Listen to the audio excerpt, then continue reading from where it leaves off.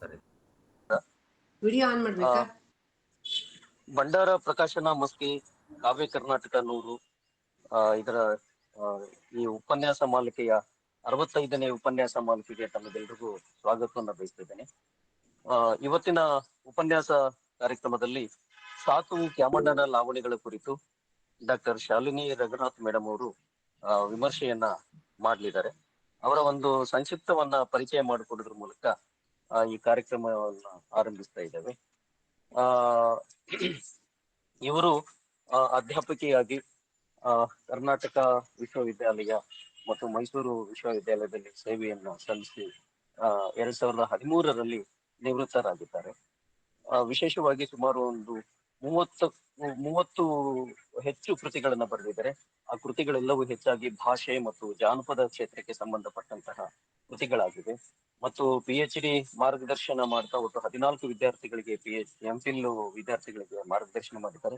22 ವಿದ್ಯಾರ್ಥಿಗಳು ಇವರ ಮಾರ್ಗದರ್ಶನದಲ್ಲಿ PhD ಪ್ರಬಂಧಗಳನ್ನ ಸಲ್ಲಿಸಿದ್ದಾರೆ ಅಂತಕ್ಕಂಥದ್ದು. ಸುಮಾರು 150ಕ್ಕೂ ಹೆಚ್ಚು ಲೇಖನಗಳು ಕನ್ನಡ ಸಾಹಿತ್ಯ, ಜಾನಪದ, ಭಾಷಾ ವಿಜ್ಞಾನ, ಕ್ರೀಡೆ, ಮಹಿಳೆ, ಅಧ್ಯಯನ ಇತ್ಯಾದಿ ವಿಷಯಗಳಲ್ಲಿ 150ಕ್ಕೂ ಹೆಚ್ಚು ಲೇಖನಗಳನ್ನ ಬರೆದು ಪ್ರಕಟಿಸಿದ್ದಾರೆ ಅಂತ. ಇವತ್ತು ಇಂತಹ ಮೇಡಮ್ ಅವ್ರಿಗೆ ಸುಮಾರು ಪ್ರಶಸ್ತಿಗಳು ಸಹಿತ ಬಂದಿದ್ದಾವೆ. ಸಮಾನ್ವಿತ ಕೃತಿಗೆ ಸುಮಾರು 5 ಪ್ರಶಸ್ತಿಗಳು ಬಂದಿವೆ, ಸಾಹಸ ಮಾಡುವ ಪ್ರಶಸ್ತಿ ಸೇರಿದಂತೆ. ಮಹಿಳೆ ಮತ್ತು ಶಿಕ್ಷಣ ಎಂಬ ಕೃತಿಗೆ ಕನ್ನಡ ಸಾಹಿತ್ಯ ಪರಿಷತ್ತಿನ ಅಂತಾರಾಷ್ಟ್ರೀಯ ಮಹಿಳಾ ವರ್ಷದ ಬಹುಮಾನ ಪ್ರಶಸ್ತಿ ಬಂದಿದೆ. ಇಗ್ಗಪ್ಪ ಹೆಗಡೆ ವಿವಾಹ ಪ್ರಹಸನ ಒಂದು ಅಧ್ಯಯನ ಕೃತಿಗೆ ಕರ್ನಾಟಕ ವಿದ್ಯಾವರ್ಧಕ ಸಂಘದ ಮಾತುಶ್ರೀ ರತ್ನಮ್ಮ ಹೆಗಡೆ ಪ್ರಶಸ್ತಿ ಬಂದಿದೆ. ಹೀಗೆ ಇವರ ಬೇರೆ ಬೇರೆ ಕೃತಿಗಳಿಗೆ ಸಾಕಷ್ಟು ಪ್ರಶಸ್ತಿ ಪುರಸ್ಕಾರಗಳು ಸಲ್ಲಿದವೆ ಅಂತಕ್ಕಂಥದ್ದು. ಇವತ್ತು ನಮ್ಮ ಮಧ್ಯೆ ಮೇಡಮ್ ಅವರು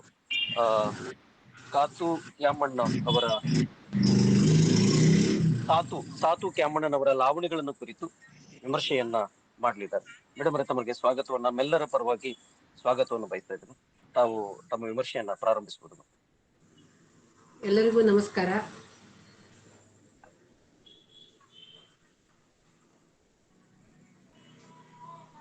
ಮೊಟ್ಟ ಮೊದಲಿಗೆ ಭಂಡಾರ ಪ್ರಕಾಶನ ಮಸ್ಕಿ ಅದರ ಸಂಚಾಲಕರು ಮತ್ತು ಸಂಯೋಜಕರು ಆಗುವಂತಹ ಶ್ರೀ ಡಾಕ್ಟರ್ ಬಸವರಾಜ್ ಕೂಡ್ಗುಂಟಿ ಹಾಗೂ ಶ್ರೀ ಬಾಬುರಾಯ್ ರಾಯ್ ಬಾಬು ಇದೆಯಲ್ಲ ದೊರೆರಾಯ್ ಬಾಬು ಅವರಿಗೂ ಮತ್ತು ಅವರ ಸಿಬ್ಬಂದಿ ವರ್ಗ ಕೂಡ ಮೊಟ್ಟ ಮೊದಲು ನಾನು ಅಭಿನಂದನೆಗಳನ್ನು ಸಲ್ಲಿಸ್ತೇನೆ. ಯಾಕಂದರೆ ಇದು ತಮಾಷೆಯ ಕೆಲಸವಲ್ಲ. 100 ಉಪನ್ಯಾಸಗಳನ್ನು ಪ್ರಾಯೋಗಿಕ ವಿಮರ್ಶೆಯ ಒಂದು ಉಪನ್ಯಾಸವನ್ನು ಆನ್ಲೈನ್ನಲ್ಲಿ ಇಟ್ಟುಕೊಂಡು ಈಗಾಗಲೇ 64 ಉಪನ್ಯಾಸಗಳನ್ನು ನೀವು ಅದನ್ನು ಯಶಸ್ವಿಯಾಗಿ ನೆರವೇರಿಸಿದ್ದೀರಿ. ಅದಕ್ಕಾಗಿ ಮತ್ತೊಮ್ಮೆ ತಮ್ಮೆಲ್ಲರಿಗೂ ಕೂಡ ನನ್ನ ಅಭಿನಂದನೆಗಳು. ನಾನು ನನ್ನ ಈ ಒಂದು ಉಪನ್ಯಾಸವನ್ನು 3-4 ಭಾಗಗಳಲ್ಲಿ ವಿಂಗಡಿಸಿಕೊಂಡಿದ್ದೇನೆ. ಮೊದಲನೇದಾಗಿ ಜನಪದ ಸಾಹಿತ್ಯದ ಬಗ್ಗೆ ಕೆಲವು ಮಾತುಗಳು, ಲಾವಣಿಯ ಬಗ್ಗೆ ಕೆಲವು ಮಾತುಗಳು, ಸಾತು ಕ್ಯಾಮಣ್ಣನ ಬಗ್ಗೆ ಎಷ್ಟು ವಿಷಯ ಸಿಗುತ್ತದೋ ಅಷ್ಟು ವಿಷಯ, ನಂತರದಲ್ಲಿ ಕೊನೆಯಲ್ಲಿ ಅವನ ಲಾವಣಿಗಳಲ್ಲಿ ಒಂದು ಮಹತ್ವದ ಲಾವಣಿಯಾದಂತಹ ಅನುಭಾವಿ ಮತ್ತು ಪ್ರಪಂಚಕನವಾದ ಕುರಿತು ನಾನು ಮಾತನಾಡುತ್ತಿದ್ದೇನೆ. ಸಮೂಹ ಸೃಷ್ಟಿ, ನಿರಂತರ ಬದಲಾವಣೆ, ಪುನರುಕ್ತಿ ಮುಂತಾದ ಅಂಶಗಳಿಂದ ಕೂಡಿದ ಜನಪದ ಸಾಹಿತ್ಯ ಶಿಷ್ಟ ಸಾಹಿತ್ಯಕ್ಕಿಂತ ಭಿನ್ನವಾದದ್ದು. ಅಂತೆಯೇ ಅದರ ಅಧ್ಯಯನವೂ ಕೂಡ ಶಿಷ್ಟ ಸಾಹಿತ್ಯಕ್ಕಿಂತ ಭಿನ್ನವಾಗಲೇಬೇಕು. ಇದನ್ನು ನಾವು ಗಮನಿಸಬೇಕು. ಶಿಷ್ಟ ಸಾಹಿತ್ಯಕ್ಕಿಂತ ಜನಪದ ಸಾಹಿತ್ಯ ಭಿನ್ನ. ಯಾಕೆ ಅಂತ ಹೇಳಿ, ಇದು ಜನಪದ ಸಾಹಿತ್ಯ, ಇದು ಕಟ್ಟಿದ ಸಾಹಿತ್ಯವಲ್ಲ. ಕಲ್ಬುರ್ಗಿ ಸರ್ ಹೇಳೋ ಹಾಗೆ ಇದು ಕಟ್ಟುತ್ತಲೇ ಇರುವಂತಹ ಸಾಹಿತ್ಯ, ಕಟ್ಟುತ್ತಲೇ ಹಾಡುವಂತಹ ಸಾಹಿತ್ಯ ಅಂತ ಹೇಳ್ಬೋದು. ನನ್ನ ಜನಪದ ಸಾಹಿತ್ಯದ ಅಧ್ಯಯನದಲ್ಲಿ ಪಠ್ಯದೊಂದಿಗೆ ಪಠ್ಯೇತರ ಅಂಶಗಳನ್ನು ಸಮಗ್ರವಾಗಿ ಗ್ರಹಿಸುವಂತಹ ಅಗತ್ಯ ಇದೆ. ಇದನ್ನು ನೀವು ಗಮನಿಸಬೇಕು. ಯಾಕಂತಂದರೆ ಜನಪದ ಸಾಹಿತ್ಯ ಅಧ್ಯಯನ ಅಂದರೆ ಬರೀ ಪಠ್ಯ ಅಲ್ಲ.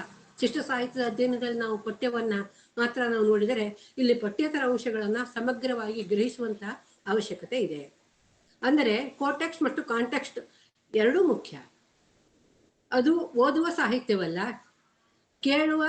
ಕಾಣುವ ಸಾಹಿತ್ಯ, ಕೇಳುವ ಮತ್ತು ಕಾಣುವ ಸಾಹಿತ್ಯ ಅಂತೇಳಿ. ಯಾಕಂದರೆ ಜಾನಪದ ಸಮಗ್ರವಾದುದು. ಸಾಹಿತ್ಯ ಅದರ ಒಂದು ಅಂಗ ಮಾತ್ರ.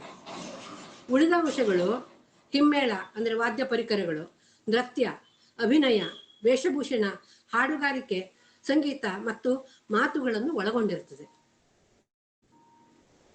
ಅದೇನಂದ್ರೆ ಜಾನಪದ ಅದರ ಅಧ್ಯಯನ, ಜನಪದ ಸಾಹಿತ್ಯ ಅಂತಂದ್ರೆ ಬರೀ ನಾವು ಸಾಹಿತ್ಯವನ್ನ ಅಷ್ಟೇ, ನಾವು ಡೊಳ್ಳಿನ ಹಾಡು ಅಂತಂದ್ರೆ ಬರೀ ಡೊಳ್ಳಿನ ಹಾಡನ್ನಷ್ಟೇ ಕೇಳೋದಿಲ್ಲ.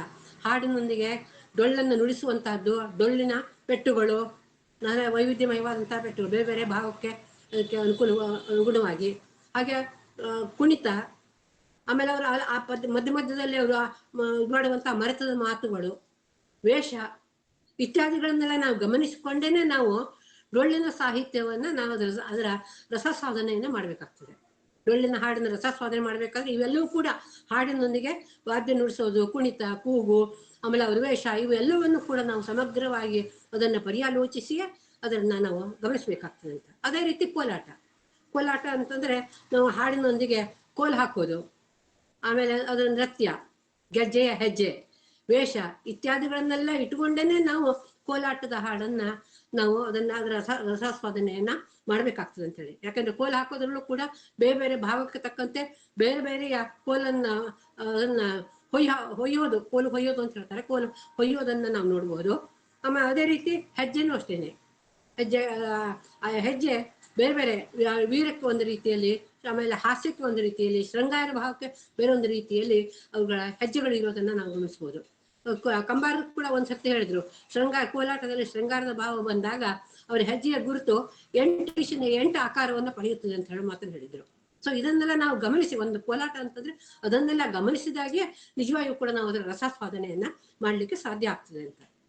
ಸಾಹಿತ್ಯದೊಂದಿಗೆ ಹಾಡನ್ನ ಅರ್ಥ ಮಾಡಿಕೊಳ್ಳಲು ಹಾಡಿನ ಸಂದರ್ಭವೂ ಅಷ್ಟೇ ಮುಖ್ಯ. ಇವೆಲ್ಲ ಕೋಟೆಕ್ಸ್ಟ್ಗಳ ಜೊತೆಗೆ ನಾವು ಕಾಂಟೆಕ್ಸ್ಟ್ ಕೂಡ ಅಷ್ಟೇ ಮಹತ್ವದ್ದಾಗ್ತದೆ. ದೇಶ ಕಾಲಗಳಿಗೂ ಕೂಡ ಪ್ರಾಮುಖ್ಯತೆ ಇದೆ. ಯಾರು ಏನನ್ನು ಯಾವಾಗ ಎಲ್ಲಿ ಯಾವ ರೀತಿಯಲ್ಲಿ ಪ್ರದರ್ಶಿಸಿದರೋ ಇದರ ವಿಶ್ಲೇಷಣೆ ಆಗ್ಬೇಕು.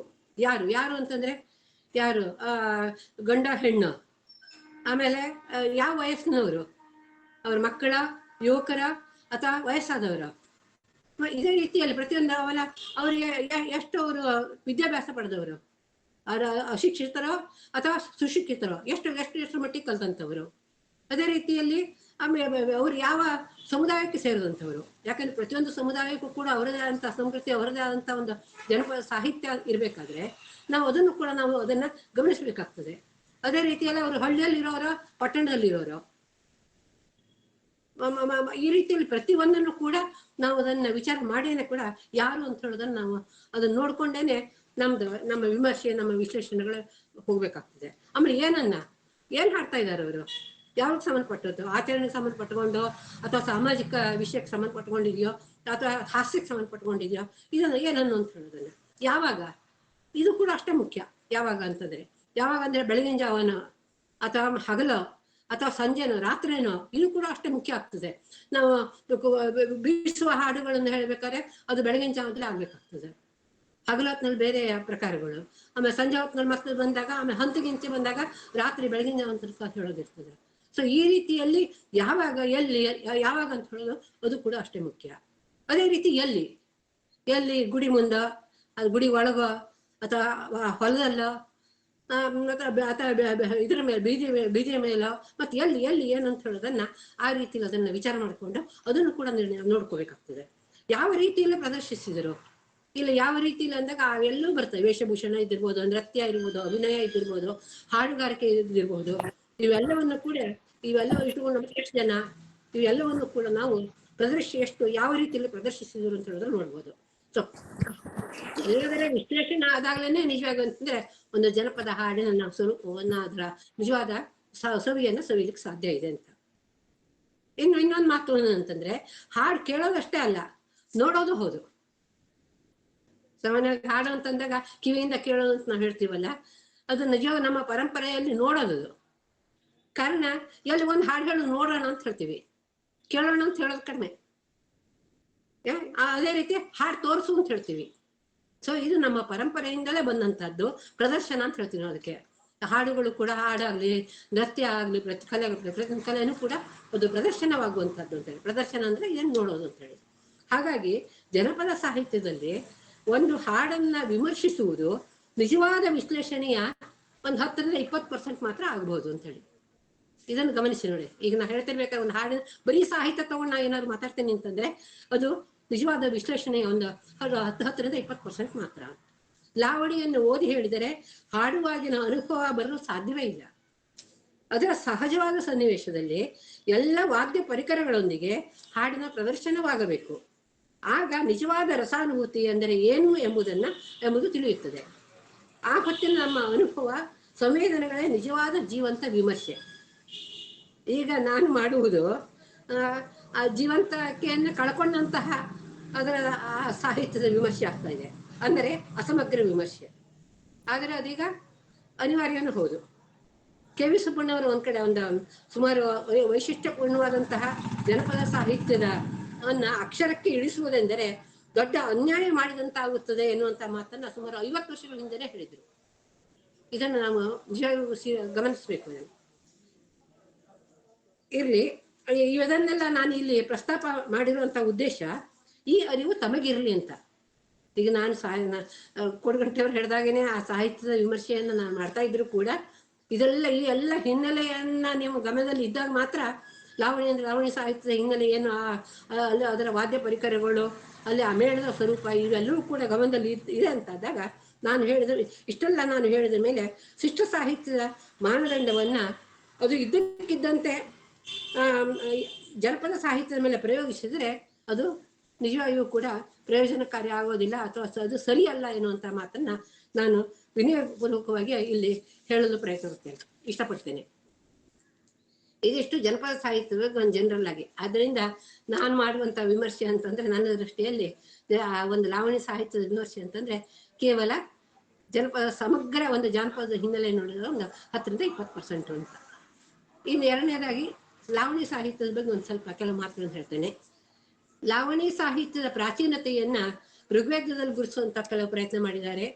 ಆಮೇಲೆ ಬೌದ್ಧ ತ್ರಿಪಿಟಕಗಳಲ್ಲೂ ಕೂಡ ಅದನ್ನು ಗುರುತಿಸುವಂತ ಪ್ರಯತ್ನ ಈ ರೀತಿಯಲ್ಲಿ ಆಗಿದೆ. ಅದನ್ನ ಡೀಟೇಲ್ಸ್ ಎಲ್ಲ ನಾನು ಹೇಳೋದಿಲ್ಲ.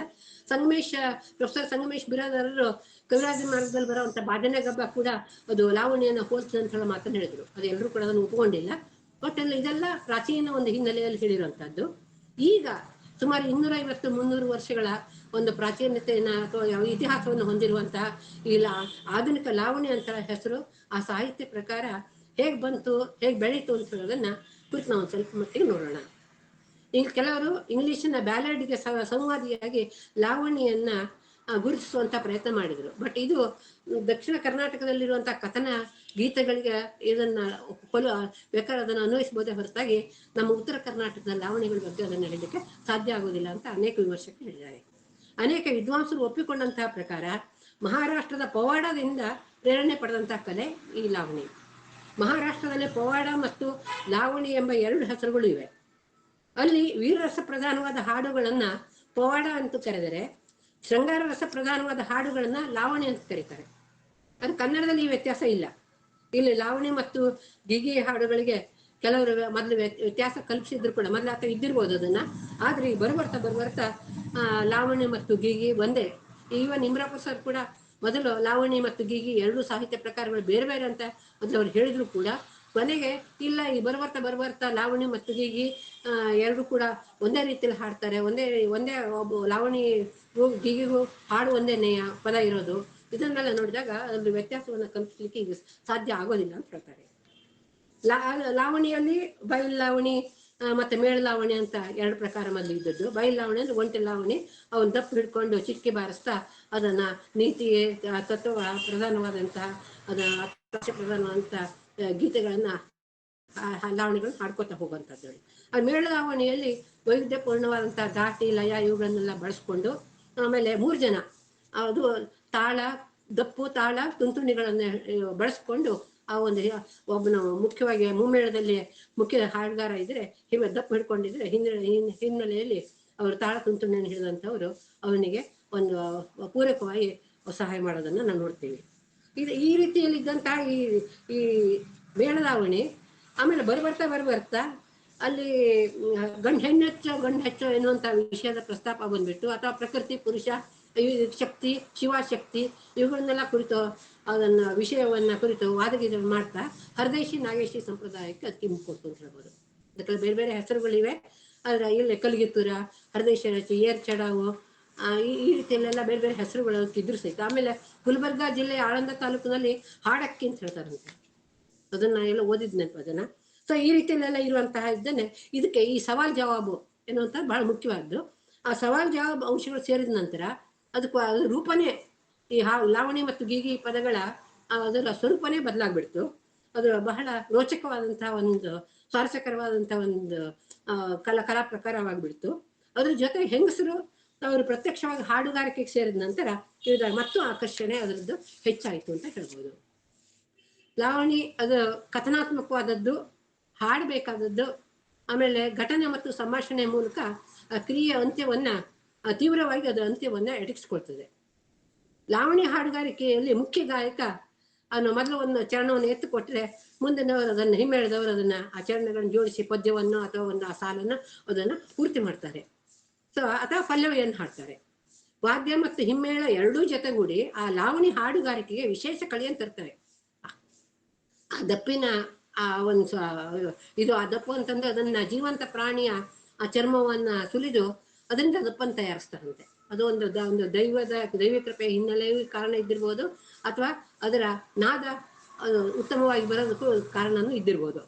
ಆಮೇಲೆ ಆ ರೀತಿಯಲ್ಲಿ ಆ ದಪ್ಪು ಅದರ ಅದನ್ನು ನುಡಿಸುವಂತಹ ಪಟ್ಟುಗಳು ಕೂಡ ಒಂದು ರೀತಿಯಲ್ಲಿ ಒಂದು ವಿಶಿಷ್ಟವಾದಂತಹ ವಾತಾವರಣವನ್ನೇ ಅದರಲ್ಲಿ ನಿರ್ಮಿಸಿಬಿಡ್ತವೆ. ಅದರಲ್ಲೂ ಹಿಮ್ಮೇಳದಲ್ಲಿರುವಂತಹ ಶ್ರುತಿಯನ್ನ ಅವರು ಮೊದಲು ಆರಂಭದಲ್ಲಿ ಹಾಡಿನ ಆರಂಭದಲ್ಲಿ 5 ನಿಮಿಷ ಆ ಶ್ರುತಿಯನ್ನ ಅವರು ಹಿಡಿದರೆ ಸಾಕು, ಇಡೀ ವಾತಾವರಣವೇ ಒಂದು ರೀತಿಯಲ್ಲಿ ನಾದ ವೈಖರಿ ಇಡೀ ಜನರ ಪ್ರೇಕ್ಷಕರ ಮನಸ್ಸನ್ನೆಲ್ಲ ತುಂಬಿಡ್ತದೆ. ಅದನ್ನ ಈ ರೀತಿಯಲ್ಲಿ ಅದನ್ನ ನಾವು ಆ ಒಂದು ಲಾವಣಿ ಸಾಹಿತ್ಯ ಅದರ ಪ್ರದರ್ಶನ ಇರೋದನ್ನ ನೋಡ್ಬೋದು. ಅದಕ್ಕೂ ವಿಶಿಷ್ಟ ತಂತ್ರನೂ ಇದೆ ಲಾವಣಿಗೆ. ಮೊದಲು ಸ್ತುತಿ, ಸಖಿ, ಹಾಡಿನ ಅಂತ್ಯ ನುಡಿ, ಖ್ಯಾತಿ ಅಂತ ಹೇಳ್ತಾರೆ. ಆಮೇಲೆ ಸಖಿ ಖ್ಯಾತಿ ಮಧ್ಯ ಲಾವಣಿ ಹಾಡಿರ್ತದೆ. ಅದರಲ್ಲಿ ಪಲ್ಲವಿ, ಪಲ್ಲ ಅಂತಾನು ಹೇಳ್ತಾರೆ, ಪಲ್ಲವಿ ಅಂತಾನು ಹೇಳ್ತಾರೆ. ಏರು, ಇಳುವು, ಚಾಲ, ಮುಕ್ತಾಯಗಳು ಇವು ಇರ್ತವೆ. ಪದಗಳ ಮಧ್ಯೆ ಲಘುಗಳೇ ಹೆಚ್ಚು. ಕೊನೆಗೆ ಚಾಲದಲ್ಲಿ ಒಂದು ಗುರು ಬರ್ಬೋದು. ಆದಿಪ್ರಾಸ ಇಲ್ಲದೇನೂ ಇರ್ಬೋದು, ಆದ್ರೆ ಅಂತ್ಯಪ್ರಾಸ ಮಾತ್ರ ಕಡ್ಡಾಯವಾಗಿರ್ತದೆ. ಒಟ್ಟಿನಲ್ಲಿ ಲಾವಣಿ ಹಾಡಿನಲ್ಲಿ ಬಹಳ ಉತ್ಸಾಹ, ತ್ವರಿತಗತಿ, ಪ್ರಾಸಾನುಪ್ರಾಸಗಳಿಗೆ ಅಲ್ಲಿ ಪ್ರಾಶಸ್ತ್ಯ ಹೆಚ್ಚು ಅಂತ ಹೇಳ್ಬೋದು. ಅದರಲ್ಲಿ ಪಲ್ಲವಿ, ಚಾಲ, ಕೂಡು ಪಲ್ಲ, ಚೌಕ, ಖ್ಯಾಲ ಇವುಗಳ ಬಗ್ಗೆ ಡಿಟೇಲ್ಸ್ ಆಗಿ ನಾನು ಹೇಳ್ತಾ ಹೋಗ್ಬೋದೇನು ಗೊತ್ತಾಗೋದಿಲ್ಲ. ಆದ್ರೆ ಆ ಪಲ್ಲ ಅಂತ ಹೇಳೋದು ಅದು ಪದ್ಯದಲ್ಲಿ ಪ್ರತಿ ಸಾಲು ಮೊದಲು ಆರಂಭದಲ್ಲಿ ಬಂದಿರುವಂತಹದ್ದು ಪ್ರತಿ ಸಾಲಿನಲ್ಲಿ ಪದ್ಯದ ಕೊನೆವರೆಗೂ ಕೂಡ ಅದು ಬರ್ಬೋದು ಅಂತ ಹೇಳಿ. ಒಟ್ಟಿನಲ್ಲಿ ಹಾಡಿನ ವಿಷಯಾಂತರವಾದರೂ ಕೂಡ ಪಲ್ಲದ ಪುನರಾವರ್ತನೆ ಆಗುವಾಗ ಹಾಡಿನ ನಿರಂತರತೆ ಅನುಭವ ಕೇಳುಗರಿಗೆ ಮನದಟ್ಟುತ್ತದೆ. ಈ ಪಲ್ಲವಿ ಅಂತ ಹೇಳಿದ್ರೆ ಪ್ರತಿಯೊಂದು ಚೌಕದ ನಂತರ ಕೂಡ ಚೌಕದ ಕೊನೆಯಲ್ಲೂ ಕೂಡ ಮತ್ತೆ ಬರ್ತದೆ ಪಲ್ಲ, ಕೂಡು ಪಲ್ಲ ಅಂತ ಹೇಳುವಂಥದ್ದು. ಇದು ಒಂದು ರೀತಿಯಲ್ಲಿ ವಿಷಯಾಂತರ ಆಗ್ರಹದಂಗೆ ಮತ್ತೆ ಮುಖ್ಯ ವಿಷಯ ಏನು ಹೇಳೋದನ್ನ ನನ್ನ ಜ್ಞಾಪಕಕ್ಕೆ ತರ್ತದೆ ಅಂತ. ಅದೇ ರೀತಿ ಚಾಲ ಅಂತಂದ್ರೆ ಆ ಗೀಗಿ ಸತ್ವವನ್ನು, ಈ ಹಾಡಿನ ಲಾವಣಿ ಗೀಗಿ ಹಾಡಿನ ಸತ್ವವನ್ನು ಹಿಡಿದಿಟ್ಕೊಳ್ಳೋದೇ ಅದು ಆ ಚಾಲ ಅಂತ ಹೇಳುವಂಥದ್ದು. ಚಿಕ್ಕ ಚಿಕ್ಕ ಸಾಲುಗಳು ಇರ್ತವೆ, ಪ್ರಾಸನೂ ಇರ್ತದೆ. ಆಮೇಲೆ ಹಾಡುವಾಗ ಅದನ್ನು ಚಾಲ ಅಂತ ಹಾಡುಗಾರ ಹೇಳ್ದೆ ಹೋದ್ರು ಕೂಡ ಆ ಲಯ, ದಾಟಿ ಮತ್ತೆ ಪ್ರಾಸದಿಂದ ನಾವು ತಿಳ್ಕೊಳ್ಬಹುದು ಅಂತ ಹೇಳಿ. ಆಮೇಲೆ ಆ ಚಾಲದೊಂದಿಗೆ ಚೌಕನ ಮುಗೀತದೆ. ಆಮೇಲೆ ಲಯ ವೈವಿಧ್ಯಕ್ಕಾಗಿ ಈ ಚಾಲ ಇದೆ ಅಂತ ಹೇಳ್ಬೋದು. ಆಮೇಲೆ ಕೂಡುಪಲ್ಲ ಅಂತ ಹೇಳುವಂಥದ್ದು ಚೌಕದ ಕೊನೆಯಲ್ಲಿ ಬರೋದೇ ಕೂಡುಪಲ್ಲ. ಇದು ಏರು ಧ್ವನಿಯಲ್ಲಿ ಇರ್ತದೆ. ವಿಷಯ ಒಂದು ಹಂತ ತಲುಪಿದ್ದನ್ನ ತಿಳಿಸ್ತದೆ. ಅದೇ ರೀತಿ ಚೌಕ ಅದೇ ಪದ್ಯ ಪಲ್ಲ ಆರಂಭಗೊಂಡು 3-4 ನುಡಿಗಳು ಅದೊಂದು ಚಾಲ, ಕುಡುಪಲ್ಲ ಮುಗಿದಾಗಲೇ ಅಲ್ಲಿ ಹಾಡಿನ ಒಂದು ಚೌಕ ಮುಗೀತು ಅಂತ ಅರ್ಥ. ಒಂದು ಪದ್ಯದಲ್ಲಿ ಕನಿಷ್ಠ 3 ಚೌಕಗಳು ಇರ್ತವೆ. ನಮ್ಮ ಚಾತುರ್ಯಮಣ್ಣನ ಲಾವಣಿಯಲ್ಲಿ ಒಂದು ಲಾವಣಿಯಲ್ಲಿ 11 ಚೌಕ ಇದು ಕೂಡ ಇದೆ. ಸಾಮಾನ್ಯವಾಗಿ 3 ಚೌಕ ಮಿನಿಮಮ್ ಅಂದ್ರೆ 3 ಚೌಕ ಇರ್ತದೆ ಅಂತ. ಖ್ಯಾಲ ಅಂದ್ರೆ ಕೊನೆಯಲ್ಲಿ ಬರುವಂತಹ ಹಾಡಿನ ಒಟ್ಟಾರೆ ಕಥಾ ಸಾರಾಂಶವನ್ನು ಹೇಳುವಂಥದ್ದು. ಅದು ಪುನರ್ ವ್ಯಾಖ್ಯಾನ ಮಾಡೋದು ಖ್ಯಾಲದ ಉದ್ದೇಶ. ಆದ್ರೆ ಕೆಲವು ಸರ್ತಿ ಸಾರಾಂಶ ಇರ್ಬೋದು ಅಥವಾ ಸವಾಲು ಇರ್ಬೋದು, ಸವಾಲಿನ ಜವಾಬು ಇದ್ದಿರ್ಬೋದು. ಇವುಗಳು ಹೆಚ್ಚಾಗಿ ನೀತಿ, ತತ್ವ, ಆದರ್ಶ, ಶೃಂಗಾರ ಈ ವಿಷಯಗಳು ಅದರಲ್ಲಿ ನಿರೂಪಣೆ ಆಗಿರೋದನ್ನು ನಾವು ನೋಡ್ತೀವಿ ಅಂತ. ಕೊನೆಗಿನ್ನ ಅದೇ ಈಗ ಇಷ್ಟೆಲ್ಲ ಹೇಳಿದ್ರು ಕೂಡ ಈಗ ಸವಾಲು ಬಂದಾಗ ಸವಾಲಿಗೆ ಜವಾಬು ಕೊಡೋದು ಒಂದು ಸಾಮಾನ್ಯವಾದಂತಹ ಒಂದು ಸವಾಲು ಜವಾಬಿನ ಗೀಗಿ ಹಾಡಿನ ಒಂದು ವೈಶಿಷ್ಟ್ಯ. ಕೆಲವೊಮ್ಮೆ ಜವಾಬ್ ಕೊಡ್ಲಿಕ್ಕೆ ಆಗಲಿಲ್ಲ ಅಂತಂದ್ರೆ ಅವರು ದಪ್ಪನ್ನು ಕಸ್ಕೊಂಡು ಕಳಿಸ್ತಿದ್ರಂತೆ. ಆ ನಂತರದಲ್ಲಿ ಮತ್ತೊಮ್ಮೆ ಅವರು ತಿರುಗಿ ಬಂದು ಹಾಡು ಹೇಳಬೇಕು, ಅಥವಾ ಗುರುವನ್ನು ಮತ್ತಾರನ್ನ ಕರ್ಕೊಂಬಂದು ಹಾಡಿ ಬಂದು ಹೇಳಿ ಜವಾಬನ್ನು ಕೊಟ್ಟು ನಂತರ ದಪ್ಪನ್ನು ಒಯ್ಬೇಕು ಅಂತೇಳಿ ಇಂತಹ ಒಂದು ಪರಿಸ್ಥಿತಿನೂ ಕೂಡ ಮೊದಲೆಲ್ಲ ಇತ್ತು. ಈಗ ಏನಾಗಿದೆ ಅಂದರೆ ಸವಾಲಿಗೆ ಉತ್ತರಿಸೋದೇ ಇಲ್ಲ, ಪ್ರತಿ ಸವಾಲನ್ನು ಹಾಕ್ಬಿಡ್ತಾರೆ. ಆಮೇಲೆ ಕೆಲವೊಮ್ಮೆ ಒಪ್ಪಂದ ಮಾಡ್ಕೊಂಡ್ಬಿಡ್ತಾರೆ. ಒಟ್ಟಿನಲ್ಲಿ ಆ ಒಂದು ಸವಾಲು ಜವಾಬಿನ ಇದರಲ್ಲಿ ಈಗ ಮೊದಲಿನ ಹಾಗೆ ಗಟ್ಟಿತನ ಉಳಿದಿಲ್ಲ. ಆಮೇಲೆ ಎಲ್ಲ ಕಾಲ ಹಾಡು ಹೇಳಿ ಕೊನೆಗೆ ಅದನ್ನು ಮುಗಿಸೋದು ಕೂಡ ಇದೆ ಅಂತಾರೆ. ಮತ್ತು ಈ ಸಾಮಾನ್ಯವಾಗಿ ಎಲ್ಲ ಜನಪದ ಸಾಹಿತ್ಯ ಜನಪದ ಕಲೆಗಳಿಗೆ ಆದಂತೆಯೇ ಈಗ ಹಾಡುಗಾರಿಕೆಗೆ ಯಾರು ಮುಂದೆ ಬರೋದಿಲ್ಲ ಅಂಥೇಳಿ ಆ ಹಾಡುಗಾರರು ಒಂದು ರೀತಿಯಲ್ಲಿ ಬರುತ್ತಾ ಇದ್ದಾರೆ. ಸೊ ಈ ರೀತಿಯಲ್ಲಿರುವಂಥ ಒಂದು ಲಾವಣಿ ಸಾಹಿತ್ಯದ ಇದರಲ್ಲಿ ನಾವು ನೋಡಬೇಕಾದ್ದು ಅಂತಂದರೆ ಯಾವುದೇ ಸಂಪ್ರದಾಯ ಆಚರಣೆ ನಂಬಿಕೆಗಳಿಂದ ಕೂಡಿಲ್ಲ ಅಂತಿದೆ. ಉಳಿದೆಲ್ಲದಕ್ಕೂ ಒಂದು ಧಾರ್ಮಿಕ ಹಿನ್ನೆಲೆ ಇದ್ದರೆ ಇದಕ್ಕದಿಲ್ಲ. ಇದೊಂದು ಅಪ್ಪಟ ಮನೋರಂಜನೆಯ ಕಲೆಯಾಗಿ ಕಾಲ ಕಾಲಕ್ಕೆ ಸ್ಪಂದಿಸುತ್ತಾ ಬರುತ್ತಿದೆ. ರಾಷ್ಟ್ರೀಯ ಕಲೆ ಎಂಬ ಹೆಗ್ಗಳಿಕೆಯೂ ಪಾತ್ರವಾಗಿದೆ. ಹಳ್ಳಿಗಳಲ್ಲಿ ಸ್ವಾತಂತ್ರ್ಯದ ಸಂಗ್ರಾಮದ ಕಹಳೆ ಊದಲು ನಾಂದಿ ಹಾಡಿತ್ತು. ಹೋರಾಟದ ಜಾಗೃತಿಯನ್ನು ಪ್ರತಿಯೊಬ್ಬನಿಗೂ ಮುಟ್ಟಿಸಬೇಕಾಗಿತ್ತು. ಆ ದಿಶೆಯಲ್ಲಿ ಲಾವಣಿ ಮಹತ್ವದ ಕೆಲಸ ಮಾಡಿದೆ. ನಂತರದಲ್ಲಿ ರಾಷ್ಟ್ರೀಯತೆ, ಈ ಸ್ವಾತಂತ್ರ್ಯದ ನಂತರವೂ ಕೂಡ ರಾಷ್ಟ್ರೀಯತೆಯನ್ನು ಪ್ರಸಾರ ಮಾಡಲಿಕ್ಕೆ, ಕಾಂಗ್ರೆಸ್ ಪ್ರಚಾರವನ್ನು ಮಾಡಲಿಕ್ಕೆ, ಕುಟುಂಬ ಯೋಜನೆ, ಪಾನ ನಿರೋಧ, ಸಾಕ್ಷರತಾ ಆಂದೋಲನ, ಸ್ತನ್ಯಪಾನ, ಜನಜಾಗೃತಿ ಇಂಥದಕ್ಕೆಲ್ಲರಿಗೂ ಕೂಡ ಈ ಲಾವಣಿಯನ್ನು ಬಳಸ್ಕೊಳ್ಳೋದು ನೋಡ್ತಾ ಇದ್ದೀವಿ. ಚುನಾವಣಾ ಪ್ರಚಾರಕ್ಕೂ ಕೂಡ ಲಾವಣಿಯನ್ನು ಬಳಸ್ಕೊಳ್ಳೋದು ಕಂಡು ಬರ್ತಾ ಇದೆ. ಈ ರೀತಿಯಲ್ಲಿ ಸಮಕಾಲೀನ ಎಲ್ಲ ವಿಷಯಗಳಿಗೂ ಕೂಡ ಈ ಲಾವಣಿ ಪ್ರತಿಸ್ಪಂದಿಸ್ತಾ ಇದ್ದು ಒಂದು ರೀತಿ ಮಹತ್ವವಾಗಿ ಒಂದು ರಾಷ್ಟ್ರೀಯ ಕಲೆ ಎನ್ನುವಂಥ ಹೆಸರನ್ನು ಕೂಡ ಅದು ಪಡ್ಕೊಂಡಿದೆ ಅಂತ ಹೇಳ್ಬೋದು. ಇದಿಷ್ಟನ್ನು ಬಹಳ ಸಂಕ್ಷಿಪ್ತವಾಗಿ ನಾನು ಲಾವಣಿ ಬಗ್ಗೆ ಹೇಳ್ತಾ ಇದ್ದೀನಿ. ಈಗ ನೇರವಾಗಿ ಕ್ಯಾಮಣ್ಣನ ವಿಷಯಕ್ಕೆ ಬರ್ತಾ ಇದ್ದೀನಿ. ಕ್ಯಾಮಣ್ಣ ಈ ಲಾವಣಿಯನ್ನು ರಚಿಸಿದಂಥವನು. ಕ್ಯಾಮಣ್ಣ ಗೋಕಾಕದ ಹಾವಿನಾಳಿ ಮನ್ತಂದವನು. ಅವನ ಕಾಲ 1850ರಿಂದ 1938, 88 ವರ್ಷ ಬಾಳಿದವನು. ಆದರೆ 3 ವರ್ಷದ ಬಾಲಕನಿದ್ದಾಗಲೇ ಕಣ್ಣು ಬೇನೆಯಿಂದ ಕಣ್ಣುಗಳನ್ನು ಕಳೆದುಕೊಂಡನು. ಇದು ಒಂದು ಇದಾಗಿದ್ದು ದುರದೃಷ್ಟ ಅಂತಂದ್ರೆ. ತಬಲ, ಪೇಟಿ, ತಂಬೂರಿ ಮೊದಲಾದ ವಾದ್ಯಗಳನ್ನು ಬಾರಿಸುವುದರಲ್ಲಿ ನಿಸ್ಸೀಮ ಪರಿಣಿತಿ ಪಡೆದಿದ್ದ. ಮನೆತನದಲ್ಲಿ ಜಾಡರ ಕಸುವುದು, ಅವರಿಗೂ ಕೂಡ ಮನೆತನಕ್ಕೂ ಕೂಡ ಅವನು ನೂಲು ತೋಡೋದ್ರ ಮೂಲಕ ಕೆಲಮಟ್ಟಿ ಸಹಾಯನೂ ಮಾಡ್ತಾ ಇದ್ದ. ಆದರೆ ಅವನಿಗೆ ಪ್ರತಿಭಾವಂತ ಪುಟ್ಟ ಕವಿ ಅಂತ ಹೇಳ್ತೀವಲ್ಲ ಆ ಥರದವನು. ಗೊಂದಲಿಗರ ಪ್ರಭಾವದಿಂದ ಪುರಾಣ, ಇತಿಹಾಸ ಇವುಗಳಿಗೆ ಸಂಬಂಧಿಸಿದಂಥ ಅನೇಕ ಕಥೆಯ ಹಾಡುಗಳನ್ನೆಲ್ಲ ಅವನು ಕಲ್ತ್ಕೊಂಡ. ಅವನಿಗೆ ಕಾಮಣ್ಣನಿಗೆ ಮದುವೆನೂ ಆಗಿತ್ತು. ಅವನಿಗೆ 2 ಗಂಡು 2 ಹೆಣ್ಮಕ್ಳಿದ್ರು. ಹಿರಿಯ ಪರಪ್ಪ ಅಂತ ಹೇಳೋ ಒಂದು ಸ್ವಲ್ಪ ಶಾಲೆ ಕಲ್ತಿದ್ದ. ಅವನು ಅಪ್ಪ ಹೇಳಿದ ಹಾಗೆ ನಾಟಕಗಳನ್ನ ಬರೆದು ಕೊಡ್ತಾ ಇದ್ದ. ಅವನ ಅಪ್ಪ ಹೇಳ್ತಿದ್ದ, ಅವ್ನು ಬರೀತಿದ್ದ. ನಾಟಕ ಮಂಡಳಿಗಳಿಗೆ ನಾಟಕ, ಬಯಲಾಟಗಳಿಗೆ ಬಯಲಾಟದ ಹಾಡು, ಗೊಂದಲಿಗರಿಗೆ ಅವ್ರ ಹಾಡು, ಹೆಂಗಸರಿಗೆ ಆರತಿ ಹಾಡು, ಈ ರೀತಿಯಲ್ಲಿ ಅವನ್ನೆಲ್ಲ ಬರ್ಕೊಡ್ತಾ ಲಾವಣಿಗಳನ್ನು ಸುಮಾರು 1000ಕ್ಕಿಂತ ಹೆಚ್ಚನ್ನು ರಚಿಸಿದ ಅಂತ ಹೇಳ್ತಾರೆ. ಅದು ಯಾವುದೂ ಕೂಡ ಈಗ ಸಿಕ್ಕಿಲ್ಲ. ಈಗ ದಿಂಗಣ್ಣ ಸಣ್ಣಕ್ಕಿಯವರಿಗೆ 12 ಲಾವಣಿಗಳು ಸಿಕ್ಕಿದ್ದು, ಅದನ್ನ ಸಾತು ಕ್ಯಾಮಣ್ಣ ಲಾವಣಿ ಅಂತ ಹೆಸರಿನಲ್ಲಿ ಅದನ್ನು ಬರ್ಕೊಂಡಿದ್ದಾರೆ. ಇವನಿಗೆ ಜೊತೆಗೆ ಇದ್ದಂಥವನು ಅಂತಂದ್ರೆ ಅವನ ಗೆಳೆಯ ಸಾತಪ್ಪ. ಅವನು 3ನೇ ವರ್ಷದಿಂದಾನೇ ಕಳ್ಕೊಂಡಿದ್ದಂತಿದ್ದಲ್ಲ, ಅಂದಿನಿಂದನೂ ಅವನಿಗೆ ಒಂದು ರೀತಿ ಜೊತೆಯಾಗಿದ್ದಂಥವನು ಅಂತಂದ್ರೆ ಅವನ ಗೆಳೆಯ ಸಾತಪ್ಪ. ಕಾಮೋಜಿ ಮಂತಂದವನು, ಅಲ್ಲಿ ಗೋಕಾವಿ ಅವನೇ ಕಾಮೋಜಿ ಮಂತಂದವನು. ಕ್ಯಾಮಣ್ಣನ ತಂಗಿಯನ್ನೇ ಸಾತಪ್ಪನಿಗೆ ಅವನ ಮದುವೆ ಮಾಡಿಕೊಟ್ಟಿದ್ರು. ಕೆಲವು ಕಡೆ ಲಾವಣಿ ಹಾಡುವುದಕ್ಕಾಗಿ ಇವರನ್ನು ಎತ್ತಿನ ಬಂಡಿ ಮೇಲೆ ಕರ್ಕೊಂಡು ಹೋಗ್ತಾ ಇದ್ರಂತೆ. ಕ್ಯಾಮಣ್ಣನಿಗೆ ಬರ್ಬರ್ತಾ ಅವನ ಶಿಷ್ಯರು ಕೂಡ ಹಾಗೆ ಹೆಚ್ಚಾದ್ರು.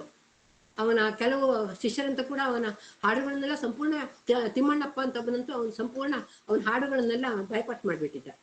ಆಮೇಲೆ ಈ ರೀತಿಯಲ್ಲಿದ್ದಂಥ ಅವನು ಕ್ಯಾಮಣ್ಣ ಭಾರತ ಮಾತೆಯ ಶಕ್ತಿ ಸಾಮರ್ಥ್ಯವನ್ನು ಕುರಿತು, ಗಾಂಧೀಜಿಯವರನ್ನು ಕುರಿತು ಕೂಡ ಉತ್ತಮ ಲಾವಣಿಯನ್ನು ಬರೆದಿದ್ದ ಅಂತ ಹೇಳ್ತಾರೆ. ಅದು ಕೂಡ ಈಗ ಸಿಗ್ತಾ ಇಲ್ಲ. ಈಗ ಹೀಗೆ ಲಾವಣಿಗಳನ್ನ ಆಗಿನ ಕಾಲದಲ್ಲಿ ಮಾಧು ಮಲ್ಕಪ್ಪ ಅಂತ ಜೋಡಿ ಅವರು ಹಾಡ್ತಾ ಇದ್ರಂತೆ. ಒಮ್ಮೆ ಇನ್ನೊಂದು ವಿಷಯ ಬರ್ತದೆ ಈ ಕ್ಯಾಮಣ್ಣನ ಬಗ್ಗೆ. ಅವನ ಲಾವಣಿಯನ್ನ ಹುಲುಕುಂದದ ಅಪ್ಪ ಸಾಹೇಬ ಅಂತ ಹೇಳೋನು ಅವನ ಹೆಸರು ತೆಗೆದು ತನ್ನ ಹೆಸರು ಹಾಕೊಂಡು ಹಾಡ್ತಾ ಇದ್ನಂತೆ. ಅದು ಕ್ಯಾಮಣ್ಣನಿಗೆ ಗೊತ್ತಾಗಿ ಚೆನ್ನಾಗಿ ಜಗಳ ಮಾಡಿ ಅದನ್ನ ನಂತರದ ಹುಲುಕುಂದದವರು ಅವನ ಹೆಸರನ್ನ ಬಿಟ್ಕೊಡೋ ಹಾಗೆ ಅಷ್ಟರ ಮಟ್ಟಿಗೆ ಅವನು ಅದನ್ನ ಹೋರಾಟ ಮಾಡ್ದ ಅಂತ ಹೇಳ್ತಾರೆ. ಸರಿ ಅಂತ ಒಂದು ವದಂತಿ, ಒಂದು ಸುದ್ದಿ. ಕ್ಯಾಮಣ್ಣನ ಅವನ ಗೆಳೆಯ ಹೇಳಿದ್ನಲ್ಲ ಬಂದು ಸಾತಪ್ಪ ಅಂತ ಹೇಳೋನ, ಅವನು ತನ್ನ ಹೆಸರಿನೊಂದಿಗೆ ಲಾವಣಿಯ ರಚನೆಯಲ್ಲಿ ತನ್ನ ಹೆಸರಿನೊಂದಿಗೆ ಅವನನ್ನು ಸೇರಿಸ್ಕೊಂಡು ಸಾತು ಕ್ಯಾಮಣ್ಣ ಅಂತಾನೆ ಇಟ್ಕೊಂಡಿದ್ದಾನೆ ಹೆಸರು. ಅದಕ್ಕೆ ಕಾರಣ ಅಂತಂದ್ರೆ ಅಷ್ಟು ಅವನಿಗೆ 40 ವರ್ಷಗಳ ಸುಮಾರು 40 ವರ್ಷಗಳಿಗಿಂತ ಹೆಚ್ಚು ಕಾಲ ಅವನಿಗೆ ಜೊತೆಯಾಗಿದ್ದಂಥವನು ಅವನಿಗೆ ಸಹಾಯ ಮಾಡಿದಂಥವನು. ಅಂತ ಆ ಸಹಾಯವನ್ನ ಋಣವನ್ನ ಅವನಿಗೆ ಹೆಸರನ್ನ ತನ್ನ ಹೆಸರಿನ ಜೊತೆಗೆ ಅವನ ಹೆಸರನ್ನು ಸೇರಿಸ್ಕೊಳ್ಳೋದ್ರ ಮೂಲಕ ಅವನು ಅದನ್ನ ವ್ಯಕ್ತಪಡಿಸಿದ್ದಾನೆ ಅಂತ ಹೇಳಿ. ಮತ್ತೆ ಯಾಕೆ ಅಂತಂದ್ರೆ ಅವನ ಸಾಹಿತ್ಯದ ವರ್ಣನೆಗಳೆಲ್ಲ ಬಹುವಾಗಿ ಸಾತಪ್ಪ ನೀಡಿದ ಮಾಹಿತಿಯ ಮೇಲೆಯೇ ಅವಲಂಬಿಸಿದೆ. ಸಾತಕಮ್ಮನ ಲಾವಣಿಗಳನ್ನೆಲ್ಲ ಓದಿದಾಗ ಎಂಥ ಒಂದು ವಾಸ್ತವದ ವರ್ಣನೆ ಮಾಡ್ತಾನೆ, ಅದ್ಭುತವಾದ ವರ್ಣನೆ, ಸಣ್ಣ ಸಣ್ಣ ವಿಷಯವನ್ನು ಕೂಡ ಇಟ್ಕೊಂಡು ಅದನ್ನ ಅವನು ವಿವರಣೆಯನ್ನು ಕೊಡ್ತಾನೆ ಅಂತ ನೋಡಿದಾಗ ಕಣ್ಣಿಗೆ ಕಟ್ಟುವ ಹಾಗೆ ವಾಸ್ತವದ ವರ್ಣನೆಯನ್ನ ಅವನ ಲಾವಣಿಗಳಲ್ಲಿ ಮೂಡಿ ಬಂದಿದೆ. ಕ್ಯಾಮಣ್ಣನಿಗಿಂತ ಬಹುತೇಕ ಅದಕ್ಕೆ ನಾವು ಹೀಗೊಂದು ಕ್ರೆಡಿಟ್ ಅನ್ನ ಸಾತಪ್ಪನಿಗೂ ಕೂಡ ನಾವು ಕೊಡ್ಬೇಕಾಗ್ತದೆ. ಕ್ಯಾಮಣ್ಣನಿಗಿಂತ ಅವನ್ ಮೊದಲೇ ಸಾತಪ್ಪ ತೀರ್ಕೊಳ್ತಾನೆ. ಅವನ ಸಲುವಾಗಿ ಬಹಳ ಇವನು ಸಾತಪ್ಪ ಕೊರಗಿ ಇದು ಮಾಡ್ದ ಅಂತ ಕೂಡ ಹೇಳ್ತಾರೆ. ಆದ್ರೂ 88 ವರ್ಷ ಬದುಕಿದ್ದ. ಸೊ ಈ ಹಿನ್ನೆಲೆಯಲ್ಲಿ ನಾನು ಅವನ ಲಾವಣಿಗಳಲ್ಲಿ ಒಂದು ನನಗೆ ಯಾವುದೋ ಒಂದು ದೃಷ್ಟಿಯಿಂದ ಮಹತ್ವ ಅಂತ ಅನಿಸಿದಂತಹ ಅನುಭಾವಿ ಪ್ರಪಂಚಕನ ಲಾವಣಿಯನ್ನ ಇಲ್ಲಿ ಅದನ್ನ ಎತ್ಕೊಳ್ತೇನೆ. ಅನುಭಾವಿ ಮತ್ತು ಪ್ರಪಂಚಕನ ವಾದ ಅಂತ ಹೇಳಿ ಹೆಸರು. ಅಂದ್ರೆ ಅನುಭವ ಅಥವಾ ಅಧ್ಯಾತ್ಮ ಹೆಚ್ಚು ಅಥವಾ ಪ್ರಪಂಚ ಸಂಸಾರ ಹೆಚ್ಚು ಎನ್ನುವುದ್ರ ಬಗ್ಗೆ ಇರುವಂತಹ ವಾದ. ಸವಾಲ್ ಜವಾಬ್ ಅಂದ ರೀತಿನೆಯ ಇಲ್ಲಿ ಹೆಣ್ಣು ಗಂಡಿನ ವಿಷಯ ಅಲ್ಲ, ಹೆಣ್ಣು ಹೆಚ್ಚು ಗಂಡು ಹೆಚ್ಚು ಅಲ್ಲ, ಅನುಭವ ಅಥವಾ ಅಧ್ಯಾತ್ಮ ಹೆಚ್ಚು ಸಂಸಾರ ಹೆಚ್ಚು ಎನ್ನುವುದ್ರ ಬಗ್ಗೆ. ನಾವು ಅದನ್ನು ಓದ್ತಾ ಬಹುತೇಕ ನೀವು ಓದಿದ್ರೆ ನಿಮ್ಗೆ ಇದು ಗೋಕಾಬಿ ಭಾಷೆಯಲ್ಲಿದೆ, ನಿಮ್ಗೆ ಎಲ್ಲರಿಗೂ ಕೂಡ ಅದು ಅರ್ಥ ಆಗ್ತದೆ ಅಂತ ಅನಿಸುತ್ತೆ. ಆದ್ರೆ ಬೇಕಾದಾಗ ಒಂದು ಸ್ವಲ್ಪ ಅದನ್ನ ವಿವರಣೆಯನ್ನ ಕೊಡ್ತಾ ಹೋಗ್ತೀನಿ.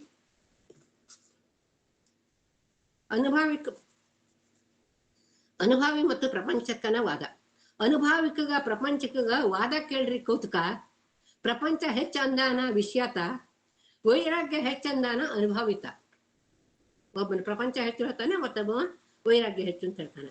ಅನುಭವಿಕ ಅಂತಾನ ಕೇಳ್ರಿ, ವಿಷಯ ಪ್ರಪಂಚದೊಳಗೆ ಏನತಿ ಮಣ್ಣ, ನಂದು ನಿಂದು ಅಂತ ಬಂದು ಬಳಗಕ್ಕೆಲ್ಲ ತಂದು ಹಾಕೋ ತನಕೆಲ್ಲ ಜೀವ ಸಣ್ಣ. ದೇಹ ನಂದು ಅಂತ ನಾಲ್ಗಿ ಸವಿಗೆ ಮೆಚ್ಚಿ ಮಾಡಿ ಉಣ್ತೀರಿ ಮೃಷ್ಟಾನ್ನ.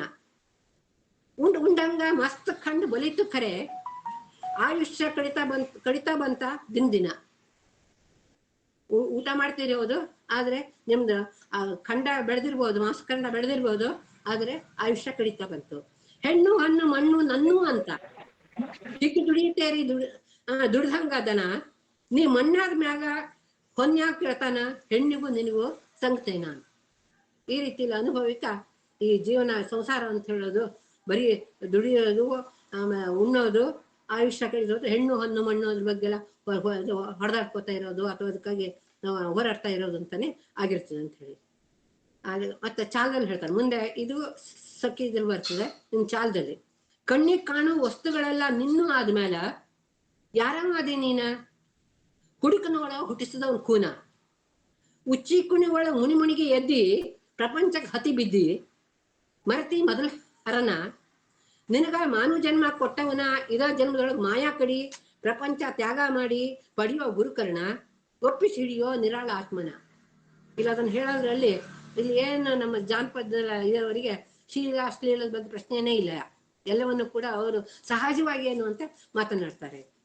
ಆದ್ರಿಂದ ಇಲ್ಲಿ ಇದ್ರೊಳಗೆ ಮುಳುಗ್ತಾ ಇರ್ತೀವಿ ಪ್ರಪಂಚದ ಇದ್ರಲ್ಲೇನೆಯ ನಿನ್ನ ಮಾನವ ಜನ್ಮ ಕೊಟ್ಟಂತಹ ಆ ಒಂದು ಹರನನ್ನ ನೆನೆ ಅಂತ ಹೇಳೋ ಮಾತನ್ನ ಅನುಭವ ಹೇಳ್ತಾನೆ. ಕಡೆಗೆ ಏರ್ ಚಾಲ ಬರ್ತದೆ. ಏರ್ ಚಾಲದಲ್ಲಿ ಆ ವಿಷಯದ ಒಂದು ಕ್ಲೈಮ್ಯಾಕ್ಸಿಗೆ ಹೋಗ್ತದೆ. 6, 3, 9 ಮುಂದ ತಿಳಿ, ದಶ ಇಂದ್ರಿಯ ವ್ಯಾಪಾರ ಅಳಿ, ಸ್ಥಿರವಲ್ಲ ಸಂಸಾರ ನೀರ ಮ್ಯಾಲಿನ ಗುರುಳಿ, ಹೆಂಡ್ರ ಮಕ್ಕಳೆಂಬುದು ಮಾಯಾ ಮೈಲಿಗೆ ತೊಳಿ, ಅನುಭವ ಎಂಬುದು ಅಮೃತದ ಹೊಳಿ, 18ರ ಆಚೆ ಕಡೆ ಹುಡುಕ್ ತಿಳಿ ಅಂತ. ಅಂದ್ರೆ ಇಲ್ಲಿ ಅಷ್ಟು ಅಧ್ಯಾತ್ಮ 6, 3, 9 ಮುಂದ್ ತಿಳಿ. 6, 3 ಅರಿಷಡ್ ವರ್ಗಗಳು, ಆಮೇಲೆ 3 ಅರಿಷಡ್ ವರ್ಗಗಳು ಅಂದ್ರೆ ಕಾಮ ಕ್ರೋಧ ಮೋಹ ಮದ ಮತ್ಸರ ಅಂತ ಹೇಳೋದು. 3 ಅಂತಂದ್ರೆ ಸತ್ವ ರಜ ತಮಸ್ಸು ಗುಣಗಳು. ದಶ ಇಂದ್ರಿಯ ವ್ಯಾಪಾರ ಅಳಿ, ದಶ ಇಂದ್ರಿಯ ಅಂತಂದ್ರೆ ಇಲ್ಲಿ 5 ಕರ್ಮೇಂದ್ರಿಯಗಳು, 5 ಜ್ಞಾನೇಂದ್ರಿಯಗಳು. ವ್ಯಾಪಾರ ಅಳಿ, ಸ್ಥಿರವಲ್ಲ ಸಂಸಾರ ನೀರ ಮ್ಯಾಲಿನ ಗುರುಳಿ, ಹೆಂಡ್ರ ಮಕ್ಕಳೆಂಬುದು ಮಾಯಾದ ಮೈಲಿಗೆ ತೊಳಿ, ಈ ರೀತಿ ಅನುಭವ ಎಂಬುದು ಅಮೃತದ ಹೊಳಿ ಅಂತ ಹೇಳೋ ಮಾತನ್ನ ಹೇಳ್ತಾರೆ. ಆದ್ದರಿಂದ ಈ ಸಂಸಾರ ಅಂತ ಹೇಳೋದು ನೀರ್ ಮ್ಯಾಲಿನ ಗುಳ್ಳೆ ಇದ್ದಂಗ, ಹೆಂಡ್ರ ಮಕ್ಕಳು ಅಂತ ಹೇಳೋದೆಲ್ಲ ಅದೆಲ್ಲ ಮಾಯ. ಅದನ್ನೆಲ್ಲ ಬಿಟ್ಟು ನೀನು ಈ 18ರ ಆಚೆ ಯೋಚನೆ ಮಾಡು ಅಂತಂದ್ರೆ ಈ ಬಯಲಿನ ಆಚೆ ಆ ಒಂದು ದಿವ್ಯ ಚೈತನ್ಯ ಇದೆಯಲ್ಲ ಅದ್ರ ಬಗ್ಗೆ ಅಥವಾ ಪರಮಾತ್ಮನ ಬಗ್ಗೆ ನೀವು ವಿಚಾರ ಮಾಡು ಅಂತ ಹೇಳೋ ಮಾತನ್ನ ಹೇಳ್ತಾರೆ. ಅಲ್ಲಿ ಅಮೃತದ ಹೊಳೆ ಇದೆ ಅನುಭವ ಅಂತಂದ್ರೆ. ಕೂಡ್ಪಲ್ಲ, ಕೂಡ್ಪಲ್ಲ ಬರ್ತದೆ. ಪ್ರಪಂಚ ಮಾಡಿ ಸುಧಾ ಅಂತರಂಗದಲ್ಲಿ ಆತ್ಮನ ಕಡೆ ಇರ್ಬೇಕಾ ಜೋಕ್ಯ, ಪ್ರಪಂಚ ಹೆಚ್ಚು ಅಂದಾನ ಅಷ್ಟೇ. ಅವನು ಆ ರೀತಿಯಲ್ಲಿ ಅಧ್ಯಾತ್ಮದ ಕಡೆ ಹೇಳಿದ್ರೆ ಈ ಪ್ರಾಪಂಚಿಕ, ಅವನು ಪ್ರಪಂಚ ಹೆಚ್ಚು ಅಂತ ಹೇಳ್ತಾನೆ. ಅನುಭವಿಕನ ಮಾತು ಕೇಳಿ ಪ್ರಪಂಚಿಕ ಅಂತಾನ. ವೈರಾಗ್ಯದೊಳಗೆ ಏನ್ ಐತಿ ದಡ್ಡ? ಮನಿ ಇಲ್ದ, ಮಾರಿಲ್ದ, ಮದುವೆ ಮುಂಜಿ ಇಲ್ದ, ಮಳ್ಳಿ ಹತ್ತಿ ತಿರುಗ್ತೇರಿ ಗುಡ್ಡ ಗುಡ್ಡ. ದೇಹದ ಆಶೆ ಅಳದ ಮ್ಯಾಗ ಹೊಟ್ಟಿ ಕಾಳಜಿ ಯಾಕ? ಎಲ್ಲ ನೀವು ವೈರಾಗ್ಯ ಅಂತ ಹೇಳ್ತೀರಿ, ಅದ್ರಾಗ ಮನಿ ಮಾರು ಇಲ್ದೇನೆ ಎಲ್ಲಾ ಕಡೆ ಗುಡ್ಡ ಗುಡ್ಡ ತಿರುಗ್ತಾ ಇರ್ತೀರಿ. ಆಮೇಲೆ ದೇಹದ ಮೇಲೆ ಆಶೆ ಇಲ್ಲ ಅಂತ ಹೇಳ್ತೀರಿ, ಮತ್ತೆ ಹೊಟ್ಟಿ ಚಿಂತೆ ಮಾಡ್ತೀರಿ. ಗೆಡ್ಡಿ ಗೆಣಸು ತಿನ್ನೋದು ನಿಮಗೆಂತ ಅಡ್ಡ? ದ್ರವ್ಯದಾಸೆ ಇಳಿದಿದ್ರ ಮನಿ ಬಿಕ್ಕಿ ಬೇಡಿ, ಗಾಂಜಿಗೆ ಕೊಯ್ತೀರಿ ದುಡ್ಡ? ಬಿಡ್ಲೇ ಇಲ್ಲ ಅವನು. ನೀವು ಏನು ಇಲ್ಲ, ಆಸೆ ಇಲ್ಲ ಅಂತ ಹೇಳ್ತೀರಿ, ಮತ್ತೆ ಗಾಂಜಾ ಸೇರ್ಲಿಕ್ಕೆ ಬೇಕು ಅಂತಂದ್ರೆ ಮತ್ತೆ ಮನೆಗೆ ಬಂದು ದುಡ್ಡು ಕೇಳ್ತೀರಿ. ಶಿಸ್ನ ಹಚ್ಚಿ ಶಿವ ಕಳಿಸಿದ ಬಳಿಕ ಹೆಣ್ಣು ಬಿಟ್ಟು ಇದ್ದವ ದಡ್ಡ. ಹೆಂಡ್ರಿಂದ ಸುಖ ಬಹಳ, ಹೆಂಡ್ರಿಂದ ಮಕ್ಕಳಿಲ್ದವ ಕಡಿ ಗೊಡ್ಡ. ಅಲ್ಲಿ ಅವನ ಆ ರೀತಿಯಲ್ಲಿ ಅಲ್ಲಿ ಅವನು ಇದ್ರ ಬಗ್ಗೆ ಉಚ್ಚಿಪುಣಿ ಅಂತ ಹೇಳ್ಕೊಂಡು ಹೇಳಿದ್ರೆ, ಇವನಿಗೆ ಶಿಸ್ನ ಹಚ್ಚಿ ಶಿವ ಕಳಿಸಿದ ಮೇಲೆ ಅವನ ಹೆಣ್ಣು ಬಿಟ್ಟ ಅಂತ ಹೇಳೋ ದಡ್ಡ ಅಂತ ಹೇಳೋ ಮತ್ತೆ ಹೇಳ್ತಾನೆ. ಈ ರೀತಿಯಲ್ಲಿ ನೇರವಾಗಿ ಅವರು ಅದನ್ನ ಅಶ್ಲೀಲ ಅನ್ನೋದ ರೀತಿಯಲ್ಲಿ ಅವರು ಅದನ್ನ ಸಹಜವಾಗಿ ಹೇಳ್ಕೊತ ಹೋಗ್ತಾರೆ. ಈ ರೀತಿಯಿಂದ ಹೆಂಡ್ರಿಂದ ಸುಖ ಸಿಗ್ತದ, ಹೆಂಡ್ರಿಂದ ಇದಾಗ್ತದ, ನಿಮ್ಗೆ ಏನ್ ಗೊತ್ತು ನಿಮಗೆ ಅನುಭವಿಗಳಿಗೆ ಅಂತ. ಹೆಂಡತಿ ಆಮೇಲೆ ಚಾಲದಲ್ಲಿ ಮುಂದೆ ಚಾಲ ಅಂದ್ರೆ ಬಹಳ ಲಘು ಇದಾಗಿ ಸ್ಪೀಡ್ನಲ್ಲಿ ಸಣ್ಣ ಸಾಲುಗಳಲ್ಲಿ ಹೋಗ್ತದೆ. ಹೇಳ್ತಿದ್ರ ಮನಿ ಬಹಳ ಚಂದ, ಹಗಲೆಲ್ಲ ನಮ್ಮ ಮುಂದ, ಸುಳಿದಾಡಿದ್ರೆ ಬಹಳ ಕಾಮ, ಮಾರಿ ನೋಡಿದ್ರೆ ಗಮಸ್ತತಿ ಜೀವ, ಜಾಗದೊಳಗೆ ಏನೈತಿ ಮಣ್ಣ, ಸುಳ್ಳ ಹೈರಾಣ ಮಾಡ್ಕೊಂಡ್ ಜೀವ, ತೊಳೆದ್ರಿ ಬಳಲಿ ಸಾಯ್ತೀರಿ ನೀವ, ಪ್ರಪಂಚಕ್ಕ ಬ್ಯಾನಿ ಬಂದ ಮ್ಯಾಲ ಬಳಗದವರಿಗೆಲ್ಲ ಆಗ್ತತಿ ನೋವ, ಕೂಡ್ ಬೀಳ್ತಾರ ತಮ್ಮಿಂತವ. ಅವನು ಹೇಳ್ತಾನ ಅದನ್ನ. ನಿಮ್ದೇನು ಹೆಂಡತಿ ಮಕ್ಕಳನ್ನೆಲ್ಲ ಬಿಟ್ಕೊಂಡು ಇದನ್ನ ನೋಡಿದ್ರೆ ಎಂತ ಒಂದು ಜೀವನ ಸುಖವನ್ನ ನೀವು, ಅದ್ರ ರತಿ ಸುಖವನ್ನ ನೀವು ಕಳ್ಕೊಳ್ತೀರಿ ಅಂತ ಹೇಳ ಮಾತನ್ನ ಹೇಳ್ತಾನೆ. ಆಮೇಲೆ ನೀವೇ ಹೈರಾಣ ಮಾಡ್ಕೋತೀರಿ. ಈ ಪ್ರಪಂಚಕ್ಕ ಏನಾದ್ರೂ ಆರಾಮಿಲ್ಲ ಅಂತಂದ್ರೆ, ಬ್ಯಾನಿ ಬಂತು ಅಂತಂದ್ರೆ ಮನೆ ಮಂದಿ ಎಲ್ಲ ಬಳಗ ಎಲ್ಲ ನೋವು ಮಾಡ್ಕೊಂಡು ಅವ್ರನ್ನ ಆರೈಕೆ ಮಾಡ್ಲಿಕ್ಕೆ ಬರ್ತಾರ. ಔಷಧ ತಂದು ಹಾಕಿ ತೆಲುಗುಲಿ ಗುಡಿ ಉಪಚಾರ ಮಾಡ್ತಾರ ಓಡಾಡಿ. ಅನುಭವಕ್ಕ ಬ್ಯಾನಿ ಬಂದ್ರಿ ಯಾರಿಗಿಂದಾಡಿ, ತನ್ನ ಹೇಳಾಗ ಸಾಯುವುದ ಕಾಲ್ ಹೊಸದಾಡಿ, ವೈರಾಗ್ಯದೊಳು ಏನಿಲ್ಲ ಹುಡಿ, ಹೌದಾ ಅನ್ನಿಸ್ಕೊಳ್ಳೋ ಪ್ರಪಂಚ ಮಾಡಿ. ಸೊ ಅವನು ಪ್ರಪಂಚಕ್ಕೆ ಬಿಡೋದೇ ಇಲ್ಲ. ಅನುಭವಿ ಆದ್ರೆ ಅವನನ್ನ ಒಬ್ಬನೇ ಒಂಟಿ ಇರ್ತಾನ, ಅವನಿಗೆ ಆರಾಮಿಲ್ಲ ಅಂತಂದ್ರು, ಬ್ಯಾನಿ ಬಂದ ಅಂತಂದ್ರು ಕೂಡ ನೋಡ್ಕೊಳ್ಳೋರು ಯಾರು ಇಲ್ಲದೆ ಒದ್ದಾಡ್ತಾ ಇರ್ತಾನೆ. ಆದ್ರಿಂದ ಸುಮ್ಮನೆ ಮದುವೆ ಮಾಡ್ಕೊಂಡು ಪ್ರಪಂಚ ಸಂಸಾರ ಮಾಡೋದು ಒಳ್ಳೇದು. ಕಾಯ ಕಷ್ಟ ಮಾಡಿ ಕಮ್ಮು ಉಣ್ಬೇಕ, ಮಂದಿ ಕೂಳಿ ಕೈ ಒಟ್ಟುದೇನ್ ಸುಖ, ಪ್ರಪಂಚ ಹೆಚ್ಚ. ಅದರಿಂದ ನೀವು ಮಂದಿ ಕೂಲಿಗೆಲ್ಲ ನೀವು ಕೈ ಹೊಡ್ತಿರಲ್ಲ ಗಾಂಜಕ್ಕ ಅದಕ್ಕೆ ಅಂತ ಹೇಳಿ, ಅದ್ರ ಬಂದು ಕಾಯ ಕಷ್ಟ ಮಾಡಿ ದುಡಿಬೇಕು, ಅದರಿಂದ ಜೀವನ ಸಾಗಿಸ್ಬೇಕು, ಸುಖದಿಂದ ಇರ್ಬೇಕು. ಅಷ್ಟಾದ ನಂತರ ಅನುಭವಕ ಅಂತಾನ, ನಿನ್ನ ಬಳಗದ್ದು ಹೇಳ್ಬೇಡೋ ಬಹಳ ಬಡಿವಾರ, ಕೈ ನಡೆಯುವ ತನಕ ಎಲ್ಲಾ ಕಳ್ಳಬಳ್ಳಿಯವರು, ಬ್ಯಾಳೆ ಬಂದಾಗ ಆಗ್ತಾರ ದೂರ, ಬ್ಯಾನಿ ಬಂದ್ರ ನೀನ ಕಷ್ಟ ಬಹುಸವ, ನೋವ ತಗೋದಿಲ್ಲ ಯಾರಾರ, ಔಷಧ ಹಾಕವ್ರೇನು ಬಾಯೋ ಕಾಯೋದಿಲ್ಲ, ಪತ್ತೆ ಮಾಡಕ್ ನೀನೇ ಅಧಿಕಾರ, ನೀ ಮಾಡ್ದಂತ ಪಾಪ ಪುಣ್ಯಗಳ ಫಲ ಉಂಡು ತೀರ್ಸಕ್ ನೀನೇ ಮುಕ್ತ್ಯಾರ, ಯಾವ್ಯಾವ ನೀನೇ ಹುಟ್ಟವ್ ನೀನೆ, ಸಂಗಾಟ್ ಬರೋದಿಲ್ಲ ಸತಿ ಸುತ್ತರ. ಸೊ ನಿಜ ಅಂದ್ರೆ ಸತ್ಯ ಏನು ಅಂತ ಹೇಳ್ತಾನೆ. ನೀ ಎಲ್ಲ ನಾವು ರೊಕ್ಕ ಇರೋ ತನಕ ಎಲ್ಲ ಬಂದು ಬಳಗ ಎಲ್ಲ ಇದಿರ್ತದ, ಅಥವಾ ನಮ್ಗೆ ಶಕ್ತಿ ಇರೋ ತನಕ. ರೊಕ್ಕ ಶಕ್ತಿ ಇಲ್ಲ ಅಂತಂದ್ರೆ ಎಲ್ರು ಕೂಡ ಅದನ್ನ ದೂರ ಸರ್ಕೊಳ್ತಾರೆ ಅಂತ ಹೇಳಿ, ನಾವೇ ಗಾಡಿ ಮಣ್ಣೆ ಹೇಳಂಗ ಆಗ್ತದ. ಸತಿ ಸುತ್ತರು ಕೂಡ ನಮ್ ಜೊತೆ ಬರೋದಿಲ್ಲ ಅಂತ ಹೇಳ್ತಾನೆ. ಯಾರು? ಅನುಭವ ಹೇಳ್ತಾನೆ. ಅದ್ ಮುಂದೆ ಹೇಳ್ತಾನ. ಈಗ ಇದೊಂದು ಘಟ್ಟಕ್ಕೆ ಬಂತು. ಈಗ ಕಥೆಯ ಈಗ ಲಾವಣಿಯ ಒಂದು ಘಟ್ಟಕ್ಕೆ ಬಂತು. ಇನ್ ಮುಂದೆ ಅವರಿಬ್ರು ಕೂಡ ಒಂದು ಇದನ್ನ ಮಾಡ್ಕೋತಾರ. ಈ ನೋಡೇ ಬಿಡೋಣ, ಹೆಂಡತಿ ಮಕ್ಕಳ ಸುದ್ದಿನಿ ಅವರು ಕಾನೂನೆಲ್ಲ ಕಾಪಾಡ್ತಾರೆ, ಬಂಧು ಬಳಗ ಎಲ್ಲ ನಿಮ್ಮ ಪ್ರೀತಿ ಮಾಡ್ತಾರೆ ಅಂತ ಹೇಳ್ತಾರ. ಅದನ್ನ ಪತ್ತೆ ಹಚ್ಚಿ ಬಿಡೋಣ. ಈಗ ಒಂದು ಕೆಲಸ ಮಾಡೋಣ, ಏನು ಇಂದು ನೋಡೋಣ ನಡೆಯೋ ಪ್ರಚೀತಿ, ನಿನ್ನ ಮ್ಯಾಗ ಖರೇ ಪ್ರೀತಿ ಐತಿ ಯಾರ್ಯಾರದ ಪರೀಕ್ಷೆ ಮಾಡೋಣ ಇಬ್ರು ಹಾಕೊಂಡ. ಸುಳ್ಳ ಏಕಾಏಕಿ ಹೊಟ್ಯಾಗ ಕಡಿತತೆ ಅಂತ ಹೋಗ್ಕೊಂತ ಬಡ್ಕೊಂತ ಮಲ್ಗೋಪ್ ಮಾಡಿ ಬಂದ. ನಾ ಬರತ್ತೆ ನಿನ್ ಹಿಂದಿಂದ, ಬಣ್ಣ ತಿಳ್ತತಿ ನಿನ್ನ ಒಳಗಂದ. ಅವ್ರು ಹೇಳ್ತಾರೆ, ನೀನು ಹೋಗಿ ಹೊಟ್ಟೆ ನೋವಾಗಿದೆ ಅಂತ ತಿಳ್ಕೊಂಡು ಹೊಯ್ಕೋತಾ ಬಡ್ಕೋತಾ ಇದು ಮಾಡ್ಕೊಂಡು ಮನೇಲಿ ಹೋಗಿ ಮಲ್ಕೋ, ಒದ್ದಾಡ್ತಾ ಇರು, ನಾನು ಹಿಂದಿಂದ ಬರ್ತೇನೆ. ಮುಂದೆ ಚಾಲದಲ್ಲಿ ಏರ್ ಚಾಲ, ಔಷಧ ಕುಡಿದ್ಕ್ಯಾರ ನಿನ್ ದುಸ್ಕ ಯಾರ್ಯಾರ ನಿಲ್ತಾರ ಜೀವ ಕೊಡಾಕ ನಿಂತಂದ್ರ ಅದೇ ಕ್ಷಣಕ್ಕ ಭಗವೇ ಸುಟ್ಟು ಹತ್ತತೇನ ಪ್ರಪಂಚಕ್ಕ. ನನ್ನ ಮಾತು ನಿನ್ ಖರೆ ಕಂಡ ಬಳಿಕ ಸಾವಧಾನ ನಿನ್ ಹತ್ತು ಮುಕ್ತಿ ಸುಖಕ್ಕ. ಇದು ಚಾಲೆಂಜ್ ಕೊಡ್ತಾನ. ಒಮ್ಮೆ ಇದು ಮಾಡಿ ನಿನ್ಗೆ ಯಾರಾದ್ರೂ ನಿನ್ನ ಸಹಾಯಕ್ಕೆ ಬಂದ್ರು ಅಂತಂದ್ರೆ ನನ್ನ ಸನ್ಯಾಸಿ ಉಡುಪನ್ನೆಲ್ಲ ತ್ಯಜಿಸಿ ನಾನು ಸಂಸಾರಕ್ಕೆ ಬರ್ತೀನಿ. ಅದಿಲ್ದ ಹೋದ್ರೆ ನನ್ನ ಮಾತು ನಿನ್ ಖರೆ ಅಂತಂತಾದ್ರೆ ನೀನ್ ಏನ್ ಮಾಡ್ಬೇಕು, ಮುಕ್ತಿ ಪಥಕ್ಕೆ ಬರ್ಬೇಕು. ಇದು ಅವರ ಸವಾಲಿಂದಿದು. ಆಮೇಲೆ ಕೂಡ್ಪಲ್ದಲ್ಲಿ ಮುಂದೆ ಹೋಗಿ ನೀ ಹತ್ಕೊಂತ ಮಲ್ಕೋ, ಹಿಂದಿಂದ ಬರ್ತೇನಿ ನಾ ಅನಕ, ನೀ ಹೋಗು ಮುಂದೆ ನಾ ಹಿಂದಿಂದ ಬರ್ತೀನಿ. ಅನುಭವಿ ಮಾತು ಕೇಳಿ ಪ್ರಪಂಚಕ್ಕ ಅಳ್ತಾ ಹೋದ ತನ್ನ ಮನಿಗಾಗ ಹೊಟ್ಟೆ ಕಡಿತಂತೆ ಅಂತ ಹೊಂಕೋತ ಬಡ್ಕೊಂತ ಹೊಳ್ಳ್ಯಾಡ್ ಹತ್ಯಾನ ಸಾಯೋರಂಗ. ಇಷ್ಟು ಮಾತು ಕೇಳಿ ಅಷ್ಟು ಬಳಗದವರ ಮುಂದೆ ಬಂದು ಕೂತಾರ ಸನೇದಾಗ. ಅಣ್ಣ ತಮ್ಮ ಅಕ್ಕ ತಂಗಿಯರು ಅಂತಾರ, ಹೆಂಗಂಗ ಆಗ್ತಲೇ ಹೇಳೋ ಹೊಟ್ಯಾಗ. ಅಕ್ಕ ತಂಗಿಯರೆಲ್ಲ ಬಂದು ಕೂತ್ಕೊಂಡು ಹೇಳ್ತಾನ, ಹೆಂಗಂಗ ಆಗ್ತಲೇ ಹೇಳೋ ಹೊಟ್ಯಾಗ. ಹೆಂಡತಿ ಅಂತಾಳ, ಪ್ರಿಯ ಎಂತ ಹೊಟ್ಟಿ ಬ್ಯಾನಿ, ನಿನ್ನ ಪಾಲ್ದ ಬರ್ಬಾರ್ದೇನೋ ನನಗ. ಎಲ್ಲಾರು ಹೀಗೆ ಒಂದೊಂದೆರಡು ಉಪಚಾರ ಮಾತಾಡಿ ನೀರ್ ತಂದ್ರ ತಮ್ಮ ಕಣ್ಣಾಗ. ಎಲ್ಲರೂ ಕೂಡ ಉಪಚಾರ ಮಾಡ್ಲಿಕ್ಕತ್ತಲ್ಲ, ಅಯ್ಯೋ ಯಾಕೆ ಹಿಂಗಾಯ್ತು ಅಂತೇಳಿ, ನಿನಗೆ ಹ್ಯಾಂಗ ಆಗ್ತದೆ ಹೇಳು ಅಂತ ಹೇಳಿ ಎಲ್ಲ ಬಂದು ಬೆಳಗದವ್ರೆ. ಹೆಂಡತಿನೂ ಕೂಡ ನಿನ್ ಪಾಲಿನ ನನಗೆ ಬರಬಾರ್ದ ಆ ಕಷ್ಟ ಅಂತ ಹೇಳಿ ಅವಳು ಆ ರೀತಿ ಕಣ್ಣೀರು ಹರಿಸಿದ್ರು ಅಂತ ಎಲ್ಲ ಕೃತಕವಾಗಿ ಕಣ್ಣೀರು ಹರಿಸ್ತಾರೆ. ಆಮೇಲೆ ಚಾಲದಲ್ಲಿ ಕುಳ್ಳ ಬೆಂಕಿ ಮಾಡಿ ಮಂತ್ರ ಹಾಕಿ ಕೊಟ್ಟಾರ ಅಜವಾನ ಅಂತಾರ. ಇನ್ಮ್ಯಾಗ ಇವನ್ ದೈವಾನ ಅವ ಅಂತಾನ, ಕಾಳಜ ಹರಿತತಿ ಒಟ್ಟ ಸಾಯ್ತತಿ ಹೋಗ್ತತಿ ಪ್ರಾಣ, ಲಘು ತರಿಸ್ರಿ ಬಲ್ಲೆ ವೈದ್ಯರೇನ ಅಂತ ಅವನು ಇದ್ ಮಾಡ್ತಾನೆ. ನನ್ಗೆ ಅವ್ರು ಕುಳ್ಳ ಬೆಂಕಿ ಮಾಡಿ ಅಜವಾನ ಮಂತ್ರ ಹಾಕಿ ಅಜವಾನ ಕೊಡ್ತಾರ. ಆದ್ರೂ ಕೂಡ ನಿನ್ಗೆ ಉಳಿದಿದ್ರ ನಾವು ಮಾಡಿದೀವಿ, ದೈವಕ್ಕೆ ಬಿಡೋದು, ಇನ್ನು ನೀನು ಉಳಿಯೋದು ಬಿಡೋದು ದೈವದ ಇಚ್ಛೆ ಅಂತ ಹೇಳ್ತಾರೆ. ಆವಾಗ ಅಯ್ಯೋಪ್ಪ ನನ್ಗ ಕರ್ಲು ಹರ್ಲಿಕ್ಕತ್ತದ, ನನಗೆ ಹೇಗಾದ್ರೂ ಪ್ರಾಣ ಹೋಗ್ತಾ ಇದೆ, ಯಾರನ್ನಾರ ವೈದ್ಯರನ್ನ ಕರೆಸ್ರಿ ಅಂತ. ಅನುಭವಕ್ಕೆ ಸಿಕ್ಕಿತ ಒಳ್ಳೆ ಸಂಧಿ. ಲಘು ಮಾಡಿ ಬಂದ, ಕೇಳ್ಯಾನ ಅವ್ರನ್ನ, ಇಷ್ಟು ಮಂದಿ ಕೂಡೇರಿ ಏನ್ ಕಾರಣ, ಏನು ಗೊತ್ತಿಲ್ಲದಂಗ ಕೇಳ್ತಾನ, ಇಷ್ಟು ಮಂದಿ ಕೂಡೇರಿ ಏನ್ ಕಾರಣ. ಏರ್ಚಾಲದಲ್ಲಿ ಆ ವಿಷಯ, ಅದ್ರ ಮುಖ್ಯವಾದ ವಿಷಯದ ಪ್ರಸ್ತಾಪ ಆಗ್ತಾ ಇದೆ. ತಂದೆ ತಾಯಿ ಹೇಳ್ತಾರೆ, ಪ್ರಪಂಚಕ್ಕನ್ ತಾಯಿ ತಂದೆ ಹತ್ಕೋತ ಅನುಭವಕ್ಕೆ ಹೇಳ್ಯಾರ ಆದ ಹಕೀಕತ. ಏಕಾಏಕಿ ಎದ್ರೆ ಮಗ್ ಹೊಟ್ಟಿ ಕಡಿತ, ಚಲೋ ಮಾಡ್ರಿ ಕೊಡ್ತೀವಂದ್ರೆ ₹10. ನಿಮ್ಗೆ ಸಾಕಷ್ಟು ದುಡ್ಡು ಕೊಡ್ತೀವಿ, ₹10 ಆಗಿನ ಕಾಲದ ₹10 ಕೊಡ್ತೀವಿ, ನೀವು ಹೇಗಾದ್ರೂ ಮಾಡಿ ನನ್ನ ಮಗನ ಉಳಿಸ್ರಿ ಅಂತೇಳಿ. ಅನುಭವಿಕ ಅಂತಾನ, ಇದ್ಯಾವ ದೊಡ್ಡ ಮಾತಾ, ಲಘು ಮಾಡಿ ತರಿಸ್ಕೊಡಿ ಸಾಹಿತ್ಯ ಅಂತ. ನಾ ಏನ್ ಹೇಳ್ತೀನಿ ಅದನ್ನೆಲ್ಲ ತರಿಸ್ಕೊಡ್ರಿ, ಅದೇನು ದೊಡ್ಡ ಮಾತೆಲ್ಲ ಅವನ್ನ ಉಳಿಸ್ಬೋದು. ಒಳ್ಳೆ ತಾಜಾ ಕರಿಸಿ ಸೇರ್ ಆವಿನ ಹಾಲ, ತರಿಸು ಚಿನ್ನಿ ಸಕ್ಕರೆ ಅಚ್ಚೇರ್ ರೊಕ್ಕ ಚೊಕ್ಕ.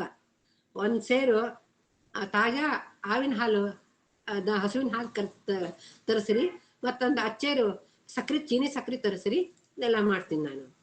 ಹಾಲು ಸಕ್ಕರೆ ಕಲಸಿ ಬಟ್ಲು ತುಂಬಿ ಅನುಭವಿ ಹಾಕ್ಯಾನ ಸುಳ್ಳು ಮಂತ್ರ. ತನ್ನ ಜೋಳಿಗಾದಿಂದ ಬೂದಿ ಸಲ್ದ ಉದರಾಗ ಹಾಕ್ಯಾನ ಎಲ್ಲಾರ ಕಣ್ ಮುಂದ. ಅಷ್ಟು ಬಳಗದವರನ್ನ ಕರೆದಂತಾನ, ಇದನ್ ಕುಡೀರಿ, ಇವನ್ ಜೀವ ಉಳಿಯಲೆಂಬವರ. ಔಷಧ ಕುಡಿದವರು ಮಾತ್ರ ಮೊದಲು ಸಾಯ್ತೀರಿ.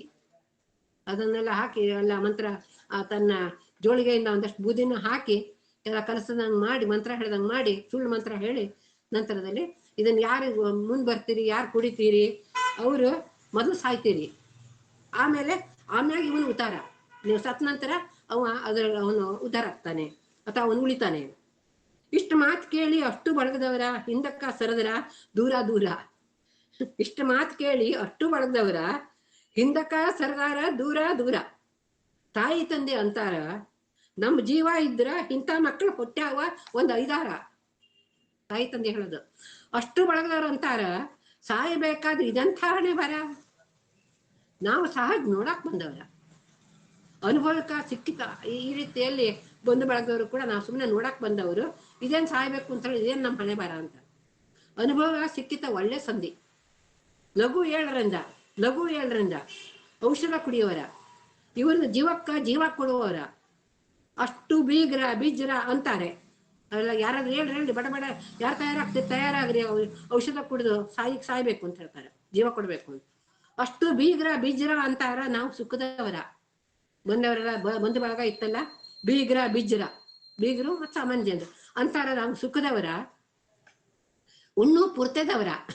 ಎಷ್ಟು ಚೆನ್ನಾಗಿ ಬಂದಿದೆ ನೋಡಿ, ಉಣ್ಣು ಪುರ್ತದವರ, ಬೇಕಾದ್ರೆ ಕುಡಿದಾರ ಇವನು ವಂಶಿಕರ. ನಾವು ಸುಖದಿಂದ ಇದ್ದಂಥವರು, ಉಣ್ಣೋ ಪೂರ್ತಿಯವರು, ಅವನು ವಂಶಕರಿದಾರಲ್ಲ, ಅವ್ರು ಯಾರಾದ್ರೂ ಬೇಕಾದ್ರೆ ಕುಡೀಲಿ. ಏರ್ಚಾಲದಲ್ಲಿ ಅಣ್ಣ ತಮ್ಮ ಅಕ್ಕ ತಂಗಿಯರ್ ಅಂತಾರೆಲ್ಲ, ನಮ್ಗಿಂತ ಇವನ್ ಜೀವ ಹೆಚ್ಚಿಂದಲ್ಲ. ಇವ ಸಾಯುವುದು ನಾವು ಸಾಯುವುದು ಎಲ್ಲ ಒಂದ. ಎಲ್ಲಾರ ಪಾಲ್ದ ಇವನ್ ಸತ್ತ ಹರ್ಕತ್ತಿಲ್ಲ. ಬೆಗಪ್ಪ ದೊಡ್ಡಪ್ಪ ಯಾರೂ ಔಷಧ ಕುಡಿಲಿಲ್ಲ, ಎಲ್ಲಾರು ಕೂಡ ತೆಗ್ದಾರ ಮತ್ತೊಂದು ಅಕ್ರ. ಯಾರು ಇದು ಮಾಡೋದಿಲ್ಲ. ಇವು ಸಾಯೋದು ನಾವು ಸಾಯೋದು ಎಲ್ಲ ಒಂದೇ ಆಗ್ತದ.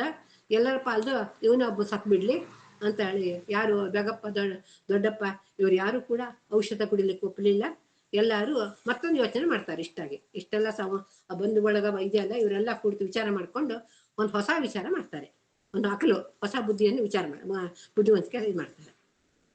ಗಂಡನ ಮುಂದೆ ಏನು ಕೂಡ್ಪಲ್ದಲ್ಲಿ ಗಂಡನ ಮುಂದೆ ಸಾಯುವುದು ಹೆಂಡತಿ ಧರ್ಮ, ಆಕಿನ ಕೇಳ್ರಿ ಬೇಲಾಸಕ್ಕ ಪ್ರಪಂಚ ಹೆಚ್ಚೆಂದ. ಎಲ್ಲ ಸೇರಿ ಪತಿವ್ರತೆ ಗಂಡನ ಮುಂದೆ ಹೆಣ್ಣು ಸಾಯೋದು ಅದು ಹೆಂಡತಿ ಧರ್ಮ, ಪತಿವ್ರತ ಧರ್ಮ. ಆದ್ದರಿಂದ ಆಕಿನೇ ಕೇಳ್ರಿ, ಅವಳು ಅದನ್ನು ಒಪ್ಬೇಕು ಅದಕ್ಕೆ ಅಂತ. ಪ್ರಪಂಚ ಹೆಚ್ಚೆಂದ ಇದ್ರಲ್ಲಿ ಪ್ರಪಂಚ ಹೆಚ್ಚೆಂದ ಹೇಳೋದು ಇದು. ಇದನ್ನ ಪ್ರತಿಯೊಂದು ಕೂಡ್ಪಲ್ಲೂ ಕೂಡ ಬರ್ತಾ ಹೋಗ್ತದೆ. ಅನುಭವಿಕ ಅವನ ಹೆಂಡತಿಗಂದಾನ, ತಂಗಿ ಉಳಿಸ್ಕೊಳ್ಳವ ಗಂಡನ ಜೀವ, ಹಿಡಿ ಲಘು ಔಷಧ ಕುಡಿ, ಗಂಡನ ಮುಂದ್ ಮಡಿ ಪಡಿ ಮುತ್ತೋದಿತಾನ. ಈ ರೀತಿ ಹೇಳ್ತಾನ. ಅವಳನ್ನ ಇದು ಮಾಡಿ ಲಘು ಔಷಧಿ ಕುಡಿ, ಗಂಡನ ಮುಂದ್ ಮಾಡಿದ್ರ ನಿಂಗೆ ಮುತ್ತೋದಿತಾನ ಬರ್ತದ ಅಂತ ಹೇಳಿ ಮತ್ತ ಅವನ ಅನುಭವಿಕನು ಹೇಳ್ತಾನೆ. ಹಾಗೆ ಹೇಳಿದಾಗ ಹಿಡಿ ಅನ್ನನ ಹಿಡಿ ಅಂತ ಅವನು ಹೇಳತ್ತಿಗೆ ಆಕಿ ಸೆಡವಿಲ ನುಡಿದಾಳ. ಸೆಡವಿನಿಂದ ಸೆಟ್ಕೊಂಡು ಅಂತ ಹೇಳ್ತೀವಲ್ಲ, ಸಿಟ್ಟಿನಿಂದ ಹೇಳ್ತಾಳ.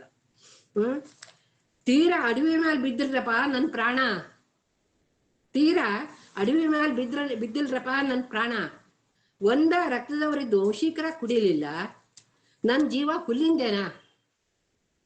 ಒಂದೇ ರಕ್ತದವರಿದ್ದ ವಂಶಿಕರು ಕುಡಿಲಿಲ್ಲ, ನನ್ ಜೀವ ಹುಲ್ಲಿಂದೇನ. ಒಬ್ಬ ಸತ್ರ ಮುತ್ತೋದಿತನ ಹ್ಯಾಂಗ್ ಹೋಗ್ತತಿ. 600 ಹೆಂಡ್ರು ಸುದ್ದ ಮಾಡ್ಕೋತಾರ ಪುನರ್ಲಗ್ನ. ಇವ ಸತ್ರ ಇವರಪ್ಪ ಮತ್ತೊಬ್ಬ ದೊರಿತಾನ, ನಾಡ ಗಂಡಸರು ಕಡಿಮೆನ. ಈ ರೀತಿಯಲ್ಲಿ ಅವನ ಹೆಂಡತಿ ಅತ್ಯಂತ ಶಟಿವಿಯಲ್ಲಿ ಈ ರೀತಿಯಲ್ಲಿ ಹೇಳ್ತಾಳೆ.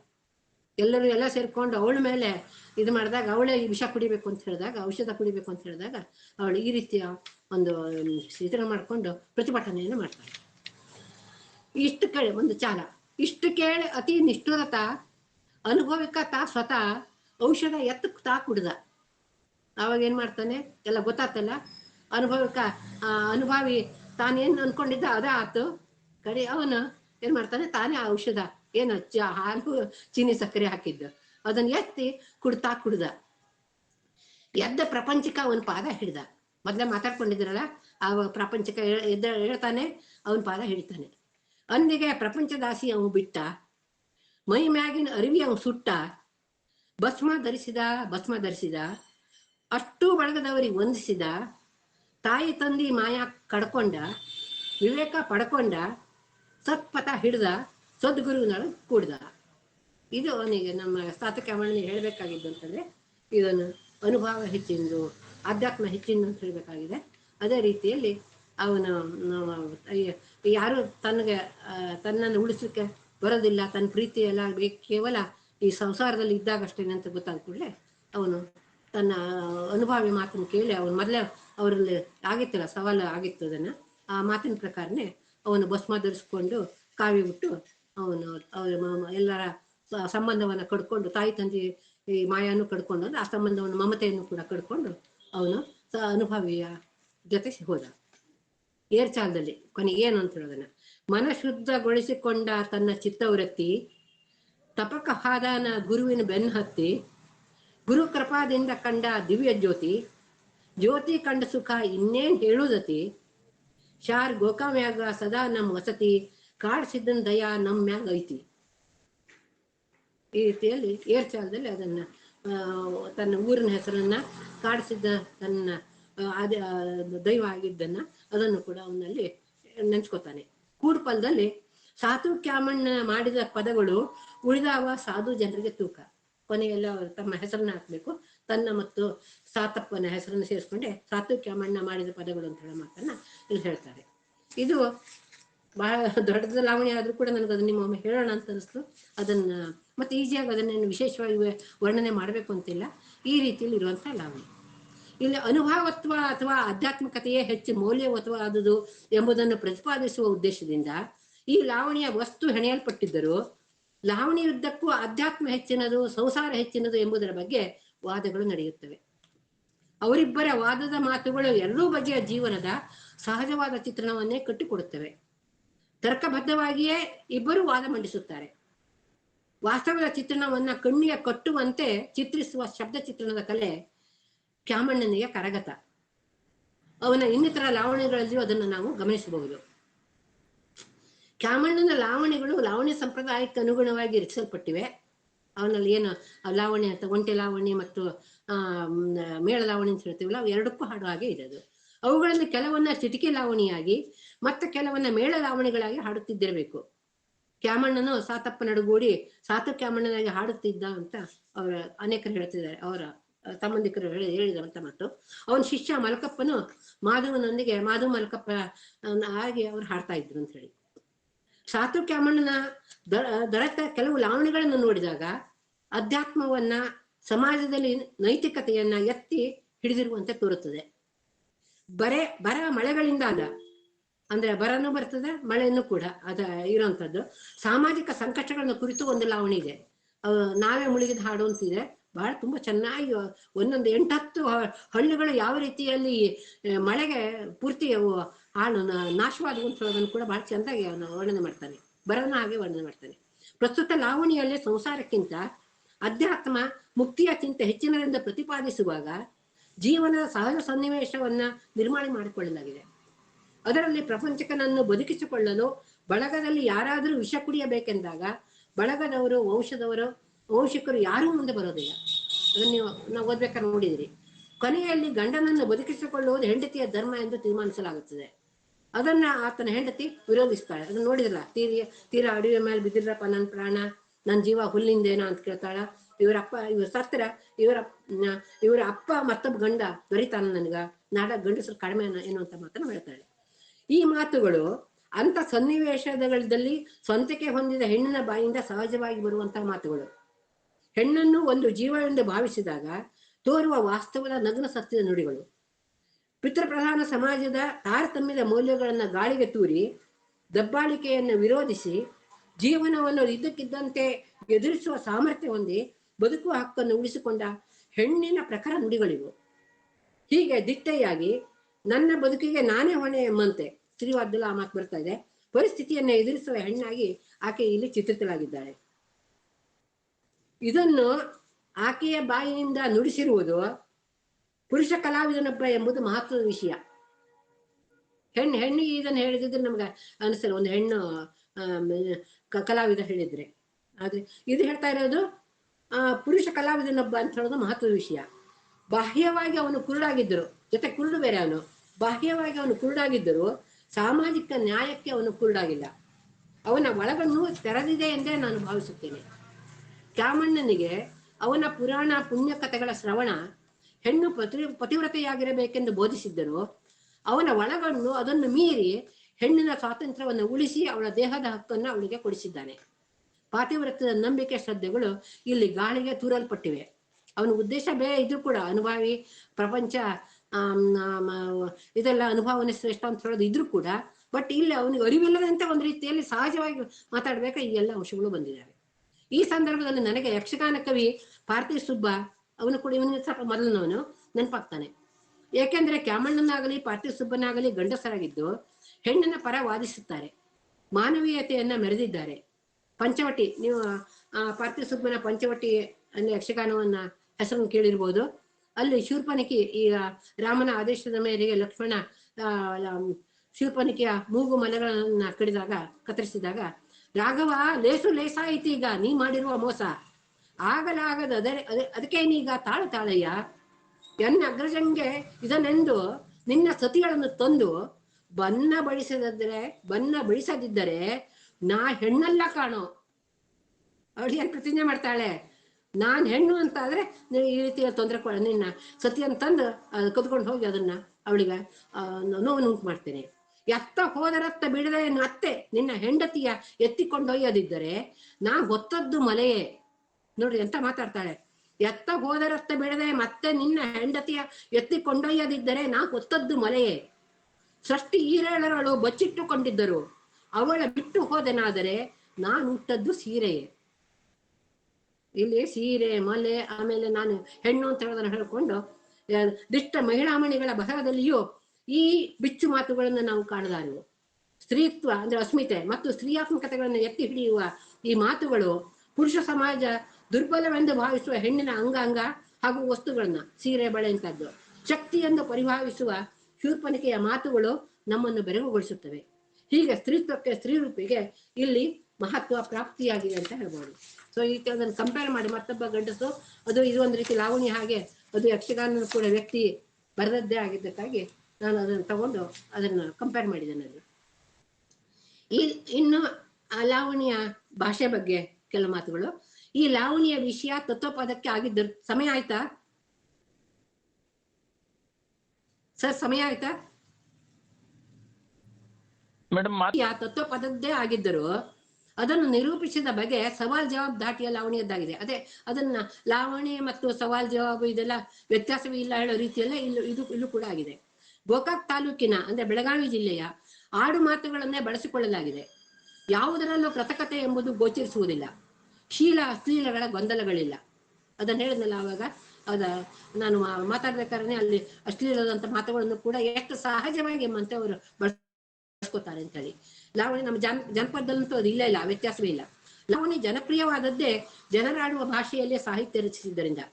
ಲಾವಣಿಯಲ್ಲಿ ಈ ಕಾರಣಕ್ಕಾಗಿಯೇ ಕನ್ನಡದ ಹೊರತಾಗಿ ಉರ್ದು, ಮರಾಠಿ ಶಬ್ದಗಳು ಸೇರಿಕೊಳ್ಳುತ್ತವೆ.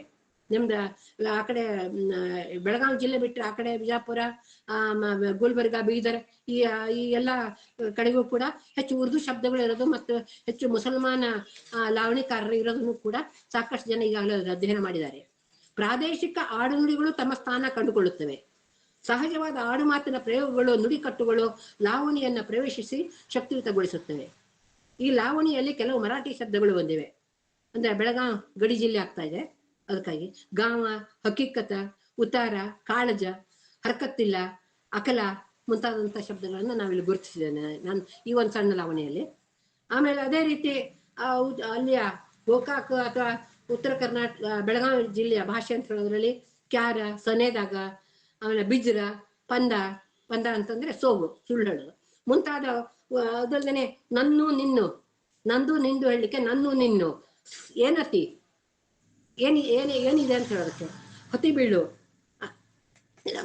ಮುಳುಗು ಮುಳುಗು, ಮಾನು ಹೇಳೋದಕ್ಕೆ ಮಾನು, ಗಮಸತತಿ ಗಮಗಮ ಬಿಡ್ತದೆ ಅಂತ ಹೇಳೋ ಆಗ್ತದೆ, ಬ್ಯಾನಿ ಬೇನೆ, ಆಗ್ತತಿ ಆಗುತ್ತದೆ, ಏನಿಲ್ಲೋ ಹುಡಿ ಏನದ್ರಲ್ಲಿ ಏನ್ ಪ್ರಯೋಜನ ಅದ, ನೋವು ಹೇಳೋದಕ್ಕೆ ನೋವ, ಸಂಗಾಟ ಜೊತೆಗೆ ಸಂಗಡ, ಹೋಗ್ಕೊಂತ ಬಡ್ಕೊಂತ, ಹೊಯ್ಕೊಳ್ತಾ ಬಡ್ಕೊಳ್ತಾ ಅಂತ. ಕ್ಯಾರ ಕ್ಯಾಸ ಅದೆಲ್ಲ ಉತ್ತರ ಕರ್ನಾಟಕದ ಅದರಲ್ಲೂ ಕೂಡ ನಮ್ಮ ಗುಲ್ಬರ್ಗ, ಬೀದರ್ ಏರಿಯಾದಲ್ಲಿ ಬಹಳ ವಿಶೇಷವಾಗಿರೋದು. ಇಲ್ಲೂ ಕೂಡ ಅದನ್ನು ಬಳಸಿದ್ದಾನೆ. ಈ ಬೆಳಗಾವಿ ಜಿಲ್ಲೆ ಇದ್ರಲ್ಲೂ ಕೂಡ ಕ್ಯಾರ ಬರ್ತದೆ. ಕ್ಯಾರ ಏನ್ ಸುಲಭವಾಗಿ ಹೇಳೋ ಅರ್ಥ. ಪಾದ, ಆಮ್ಯಾಗ ಮುತ್ತೋದಿ, ಮುತ್ತ ಇದೆ ಮುತ್ತೋದಿ, ಷಡ್ವಿಲಿ ಅದು ಷಟ್ಗೊಂಡು ಅಂತ ಹೇಳಿ ಆಗ್ತದೆ. ಈ ರೀತಿಯಲ್ಲಿ ಅನೇಕ ಅಲ್ಲಿ ಆ ಒಂದು ಪ್ರದೇಶದ, ನಾನು ಉತ್ತರ ಕನ್ನಡ ಜಿಲ್ಲೆ ಆಗಿದ್ದಾಗ ನನಗೆ ಇದು ವಿಶೇಷವಾಗಿ ಅನಿಸ್ತಾ ಇದೆ. ಒಟ್ಟು ಈ ರೀತಿಯ ಅಲ್ಲಿಯ ಲೋಕಲ್ ಅಂದ್ರೆ ಸ್ಥಳೀಯವಾದಂತಹ ಪ್ರಾದೇಶಿಕ ಭಾಷಾ ಶಬ್ದಗಳನ್ನ ಬಳಸಿ ಅತ್ಯಂತ ಶಕ್ತಿಯುತವಾಗಿ ಆ ಲಾವಣಿಯನ್ನ ರಚಿಸಿದ್ದನ್ನ ನಾವು ನೋಡ್ತೀವಿ. ಇನ್ನು ಕೊನೆಯದಾಗಿ ಎಲ್ಲದಕ್ಕೂ ಮನಸ್ಸೇ ಕಾರಣ, ಮನ ಏವ ಮನುಷ್ಯಾಣಂ ಬಂಧ ಮೋಕ್ಷಯೇ ಎನ್ನುವಂತೆ ಮನಸ್ಸನ್ನ ಲೌಕಿಕದಲ್ಲಿ ಮಗ್ನಗೊಳಿಸಿದಾಗ ಸಂಸಾರವಾಗುತ್ತದೆ. ಅದೇ ಪರಮಾತ್ಮನಲ್ಲಿ ಕೇಂದ್ರೀಕರಿಸಿದಾಗ ಅಧ್ಯಾತ್ಮವಾಗುತ್ತದೆ. ಇದನ್ನೇ ಒಂದು ಉತ್ತಮವಾದ ಘಟನೆಯೊಂದಿಗೆ ಕ್ಯಾಮಣ್ಣ ವಿಶದೀಕರಿಸಿ ಸಾಮಾನ್ಯರ ಮನಸ್ಸಿಗೆ ಒಂದು ಪರಿಣಾಮಕಾರಿಯಾದಂಥ ಒಂದು ಪ್ರಭಾವ ಮೂಡುವಂತೆ ಮಾಡಿದ್ದಾನೆ ಅಂತ ಹೇಳ್ಬೋದು. ಇಷ್ಟು ಹೇಳಿ ನನ್ನ ಮಾತನ್ನು ಮುಗಿಸ್ತಾ ಇದ್ದೀನಿ. ನನಗೆ ಏನನ್ನ ನಿಮ್ಮ ಎಕ್ಸ್ಪೆಕ್ಟೇಷನ್ ಏನಿತ್ತು, ನಾ ಏನನ್ನು ಹೇಳಿದ್ರು ನನಗೆ ಗೊತ್ತಿಲ್ಲ.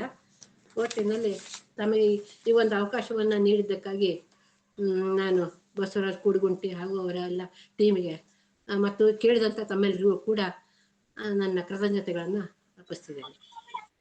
ಮೇಡಮ್, ಸುದೀರ್ಘವಾಗಿ ಸಾಧು ಕ್ಯಾಮಣ್ಣ ಲಾವಣಿಗಳನ್ನು ಕುರಿತು ವಿಮರ್ಶೆಯನ್ನ ಮಂಡಿಸಿದ್ರೆ, ಯಾರಾದ್ರೂ ಏನಾದ್ರೂ ಪ್ರಶ್ನೆಗಳನ್ನ ಮಾಡಿದ್ರೆ ಮಾಡಬಹುದು. ಈ ಒಬ್ರು ಅಮ್ಲಯ್ಯ ಎಂ ಸೈದಾಪುರ ಅವರು ಪ್ರಶ್ನೆ ಮಾಡಿದ್ದಾರೆ, ಈ ಲಾವಣಿಯ ಒಳಗಣ್ಣಿನಂತೆ ಸ್ತ್ರೀ ಲಾವಣ್ಯ ಸ್ವಾತಂತ್ರ್ಯವನ್ನು ಕವಿ ಪಂಡಿತರು ಗ್ರಹಿಸುವುದು ಒಂದು ಸೀಮಿತ ಆಯಾಮ.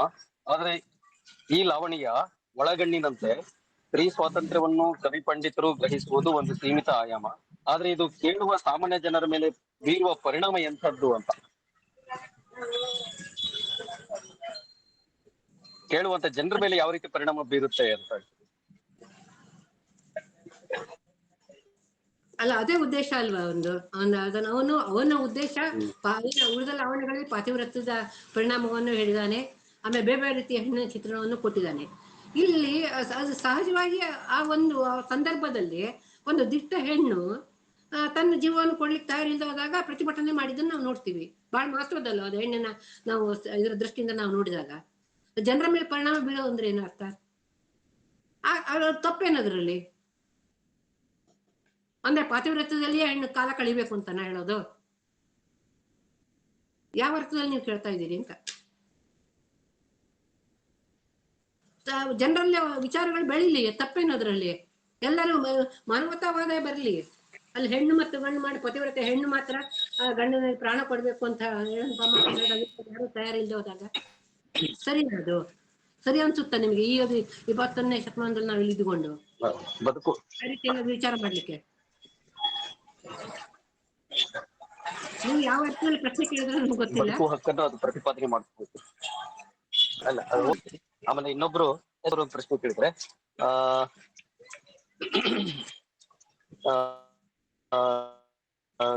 ಲಾವಣಿಗಳ ಗಾಯನಕ್ಕೆ ತನ್ನದೇ ಆದ ಪ್ರತ್ಯೇಕ ಗೇಯದ ಪ್ರಕಾರವಿದೆಯೇ? ಲಾವಣಿಗಳ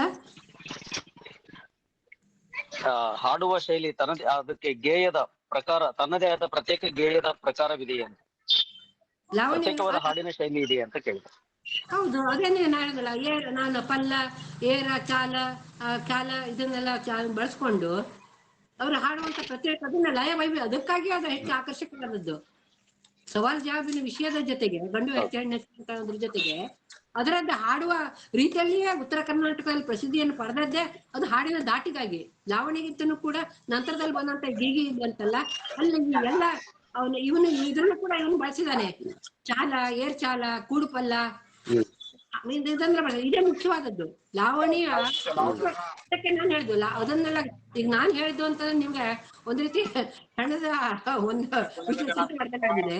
ನಿಜವಾಗಿ ಅಂತಂದ್ರೆ ಅದನ್ನ ಹಾಡಿದಾಗಲೇ ಅದನ್ನ ಕೇಳಿದಾಗಲೇ ನಿಮಗೆ ಅದರ ವೈಶಿಷ್ಟ್ಯ ಏನು, ಸ್ವಾರಸ್ಯ ಏನು ಅಂತ ಹೇಳೋದು ಗೊತ್ತಾಗ್ತದೆ. ಇದನ್ನ ನಾನು ಆರಂಭದಲ್ಲಿ ಎತ್ಕೊಂಡಿದ್ದೆ ಅದನ್ನು.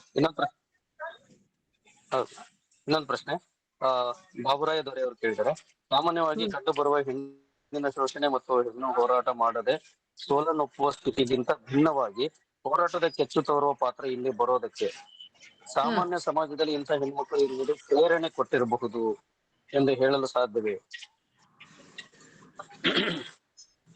ಸಾಮಾನ್ಯವಾಗಿ ಲಾಸ್ಟಿಗೆ ಹೇಳಿದ್ರೆ ಸಾಮಾನ್ಯ ಸಮಾಜದಲ್ಲಿ ಇಂಥ ಹೆಣ್ಣು ಮಕ್ಕಳು ಅಂದ್ರೆ ಅಲ್ಲಿ ಈ ಲಾವಣಿಗಳಿಗೆ ಹೆಣ್ಣು ಪ್ರತಿಭಟಿಸಿರುವ ಸ್ಥಿತಿ ಇದೆಲ್ಲ, ಅದಕ್ಕೆ ಸಾಮಾನ್ಯ ಸಮಾಜದಲ್ಲಿ ಇಂಥ ಹೆಣ್ಣು ಮಕ್ಕಳು ಇರುವುದು ಪ್ರೇರಣೆ ಕೊಟ್ಟಿರಬಹುದು ಎಂದು ಹೇಳಲು ಸಾಧ್ಯವೇ? ಅಲ್ಲಿ ಹೇಗ ಗೋಕಾವಿಯ ಸುತ್ತಮುತ್ತ ಎಲ್ಲ ಹೇಗಿದೆ ನನಗೆ ಗೊತ್ತಿಲ್ಲ ಅಲ್ಲಿ ಇದನ್ನ ವಾತಾವರಣ. ಆಗ ಅವನು ಆಕ್ಚುಲಿ ಅಲ್ಲಿ ಮುಖ್ಯವಾಗಿ ಬೇಕಾಗಿ ಪ್ರಪಂಚ ಆ ಕಾರಣ ಅದ್ರಲ್ಲಿ ಯಾರು ಅವನ್ಗ ಹೆಂಡತಿ ಮಕ್ಕಳು ಸಹಿತ ಅವನ್ನ ಸಹಾಯ ಕೇಳಿದಿಲ್ಲ, ಸಹಾಯ ಅಂತ ಹೇಳ್ಬೇಕಾಗಿತ್ತು.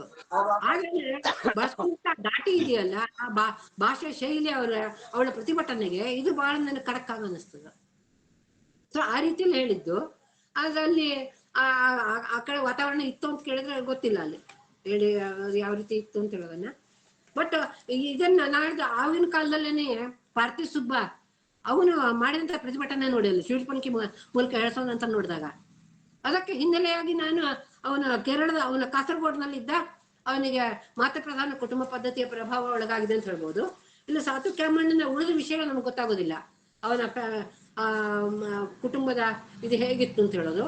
ಆದ್ರೂ ಕೂಡ ಅಂತ ಒಂದು ಇದನ್ನು ತೋರಿಸಿದಾರಲ್ಲ, ಅದು ಆಕಸ್ಮಿಕವಾಗಿ ಅಂತ ಆದ್ರೂ ಕೂಡ ಅಂತ ಒಂದು ಪ್ರತಿಭಟನೆ ಒಂದು ಹೆಣ್ಣನ್ನು ತೋರಿಸಿದ್ದು ಅಂತ ಹೇಳೋದು ಈಗ ನಮಗೆ ಅಪರೂಪ. ಲಾವಣಿಗಳೆಲ್ಲ ಹೆಣ್ಣು ಹೆಚ್ಚು ಗಂಡು ಹೆಚ್ಚು ಬೇರೆ ರೀತಿಯಲ್ಲಿ ವಾದಗಳು ನಡೀತಾವೆ.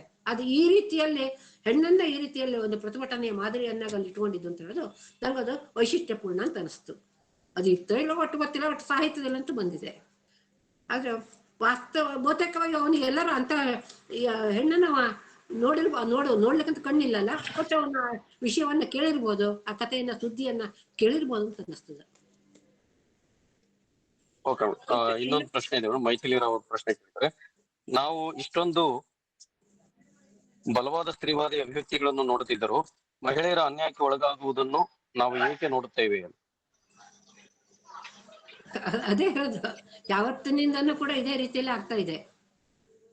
ಅಷ್ಟಾದ್ರೂ ಸಹಿತ ಹೆಣ್ಣು ಎಷ್ಟು ಪ್ರಬಲತೆ ತೋರಿಸ್ತಾಳ, ಗಂಡು ಮತ್ತು ಹೆಚ್ಚಿನ ಪಟ್ಟು ಹೆಚ್ಚಿಗೆ ತೋರಿಸ್ತಾ ಬರ್ತಿದ್ದಾನೆ. ಇದು ಗಂಡಿನ ಆ ಒಂದು ಅಹಮ್ಗೆ ಕಾರಣ ಅಂತಾನೆ ನಾನು ಭಾವಿಸ್ತೀನಿ. ಹೆಣ್ಣು ಹೆಚ್ಚು ಪ್ರತಿಭಟನೆ ತೋರಿಸಿ ಮತ್ತು ಹೆಚ್ಚಿನ ಪ್ರತಿಭಟನೆ ತೋರಿಸ್ಲಿಕ್ಕೆ ಹೋಗ್ತಾನೆ. ಇನ್ನೊಂದು ಪ್ರಶ್ನೆ ನಾಗರಾಜ್ ದೊರೆ ಅವರು ಕೇಳಿದ್ದಾರೆ, ಈ ಲಾವಣಿಯಲ್ಲಿ ಕಂಡು ಬರುವ ಅಲ್ಲ, ಈಗಿನ ಸಮಾಜದಲ್ಲಿ ನೀವು ನೋಡ್ತಿರಲ್ಲ, ಅದು ಕಾರಣಗಳು ಏನು, ಸಮಾಜ ಯಾವ ರೀತಿ ಹೋಗ್ತಾ ಇದೆ, ವಾತಾವರಣ ಹೊರಗಿನ ವಾತಾವರಣ ಯಾವ ರೀತಿಯಲ್ಲಿ ಅದು ಆಗ್ತಾ ಇದೆ, ಮಾದಕ ದ್ರವ್ಯಗಳು ಇದ್ದಿರಬಹುದು ಅಥವಾ ರಾಜಕಾರಣ ಇದ್ದಿರ್ಬೋದು, ಬೇರೆ ಬೇರೆ ಏನೇನೋ ಕಾರಣಗಳು ಬಂದ್ಕೊಂಡು ಯಾವ ರೀತಿ ಸಮಾಜ ಹಾಳಾಗ್ತಾ ಇದೆ, ಯುವಕರೆಲ್ಲ ಹಾಳಾಗ್ತಾ ಇದ್ರೆ ನಾವು ನೋಡ್ತಾ ಇದ್ದೀವಿ ನಾವು.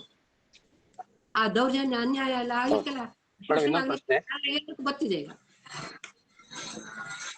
ಮೇಡಮ್ ಇನ್ನೊಂದು ಪ್ರಶ್ನೆ ನಾಗರಾಜ್ ಅವರು ಕೇಳಿದ್ದಾರೆ, ಈ ಲಾವಣಿಯಲ್ಲಿ ಕಂಡು ಬರುವ ಹೋರಾಟದ ಮನೋಭಾವದ ಹೆಣ್ಣು ಪಾತ್ರಗಳು ಇನ್ನು ಬೇರೆ ಬೇರೆ ಜನಪದ ಲಾವಣಿಗಳಲ್ಲಿ ಕಂಡು ಬರುತ್ತವೆಯೇ? ಲಾವಣಿ ಬಹಳ ನಾನು ಓದ್ಲಿಲ್ಲ. ಅಲ್ಲಿ ಹೆಣ್ಣು ಹೆಚ್ಚು ಗಂಡು ಹೆಚ್ಚು ಅಂತ ಎನ್ನುವಂತ ಆ ರೀತಿ ಲಾವಣಿ ಮಾಡಿದಾಗ ಅಲ್ಲಿ ಹೆಣ್ಣು ಹೆಚ್ಚು ತೋರಿಸ್ತಾರೆ, ಆದ್ರೆ ಕೊನೆಯಲ್ಲಿ ಹೆಣ್ಣು ಗಂಡು ಎಲ್ಲ ಒಂದೇನೆ ಅಂತ ಒಂದು ಕೊನೆಯ ಲಾಸ್ಟಿಗೆ ಅದಕ್ಕೆ ಬಂದ್ಬಿಡ್ತಾರೆ ಅವರು. ಆ ರೀತಿ ಹೆಣ್ಣು ಬೇರೆ ಬೇರೆ ರೀತಿಯಲ್ಲಿ ಹೆಣ್ಣು ಹೆಚ್ಚು ಅಂತ ಹೇಳೋದನ್ನು ತೋರಿಸ್ತಾ ಹೋಗ್ತಾರೆ, ಅದೇ ರೀತಿ ಗಂಡು ಹೆಚ್ಚು ಅಂತ ಹೇಳೋದನ್ನು ತೋರಿಸ್ತಾ ಹೋಗ್ತಾರೆ. ಕೊನೆಯಲ್ಲಿ ಮಾತ್ರ ಎಲ್ಲ ಒಂದೇ ಅಂತ ಹೇಳೋದನ್ನ ತೋರಿಸೋದನ್ನ ನಾವು ನೋಡ್ತೀವಿ. ನನಗಿದು ಅದಕ್ಕೆ ವೈಶಿಷ್ಟ್ಯಪೂರ್ಣ ಅಂತ ಅನ್ಸಿದ್ದು, ನಾನು ಬಹಳ ಓದಿದೆ ಅಂತಲ್ಲ.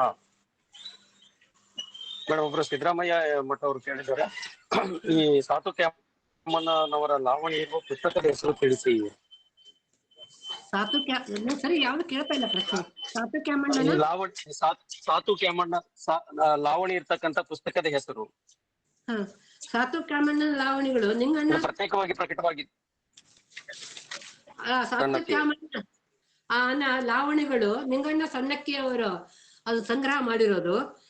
ಕನ್ನಡ ಸಾಹಿತ್ಯ ಪರಿಷತ್ತಿಂದ ಹಂಪ ನಾಗರಾಜನ್ ಅವರು ಇರ್ಬೇಕಾದ್ರೆ ಅದು ಪ್ರಕಟ ಆಗಿದೆ. ಅದರ ಇಸ್ವಿ 1981. 1981ರಲ್ಲಿ ಕನ್ನಡ ಸಾಹಿತ್ಯ ಪರಿಷತ್ತಿನಿಂದ ಪ್ರಕಟವಾದಂತ ಪುಸ್ತಕ ಇದು.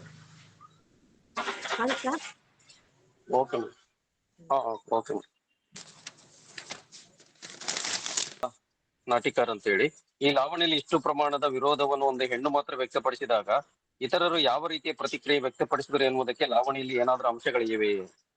ಅಲ್ಲ, ವ್ಯಕ್ತಪಡಿಸುವ ಪ್ರಶ್ನೆನೇ ಇಲ್ಲ. ಉಳಿದವರೆಲ್ಲ ಹಿಂಗ್ ಸರ್ಕೊಂಡ್ಬಿಟ್ಟಿದ್ದಾರೆ ಈಗಾಗ್ಲೇನೆ. ಕೊನೆಯಲ್ಲಿ ಅವರೆಲ್ಲ ತೀರ್ಮಾನ ಮಾಡಿ ಅವನ ಹೆಂಡತಿ ಗಂಡನ ಮುಂದೆ ಸಾಯೋದು ಹೆಂಡತಿ ಧರ್ಮ, ಅದಕ್ಕಾಗಿ ಆಕೆನೇ ಅಂತ ಹೇಳಿ ಆಕೆನೆ ಔಷಧಿ ಕುಡಿಬೇಕು ಅಂತ ಹೇಳಿದ್ರು ನಿರ್ಣಯ ಮಾಡ್ಬಿಡ್ತಾರೆ. ಅವರೆಲ್ಲ ಹಿಂಗ್ ಸರ್ಕೊಂಡ್ಬಿಟ್ಟಿದ್ದಾರೆ, ಸರಿದಾರ ದೂರ ಅಂತ ಹೇಳ್ಬಿಟ್ಟಿದ್ದಾರೆ ಅಲ್ಲಿ. ಸೊ ಆ ಪ್ರತಿಕ್ರಿಯೆ ಪ್ರಶ್ನೆನೇ ಇಲ್ಲ.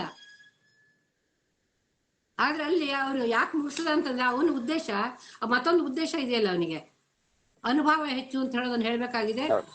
ಒಮ್ಮೆಲೆ ಅವನು ಎದ್ದು ತನ್ನ ತನ್ನ ಉಟ್ಟು ಬಟ್ಟೆ ಎಲ್ಲ ಸುಟ್ಟು ಬಿಟ್ಟು ಇದನ್ನ ಸನ್ಯಾಸಿ ವೇಷ ಇದ್ ಮಾಡ್ಕೊಂಡು ಭಸ್ಮ ಎಲ್ಲ ಬಡ್ಕೊಂಡು ಅನುಭವಿ ಜೊತೆ ಹೋದ ಅಂತ ಬಂದ್ಬಿಡ್ತಿದೆ.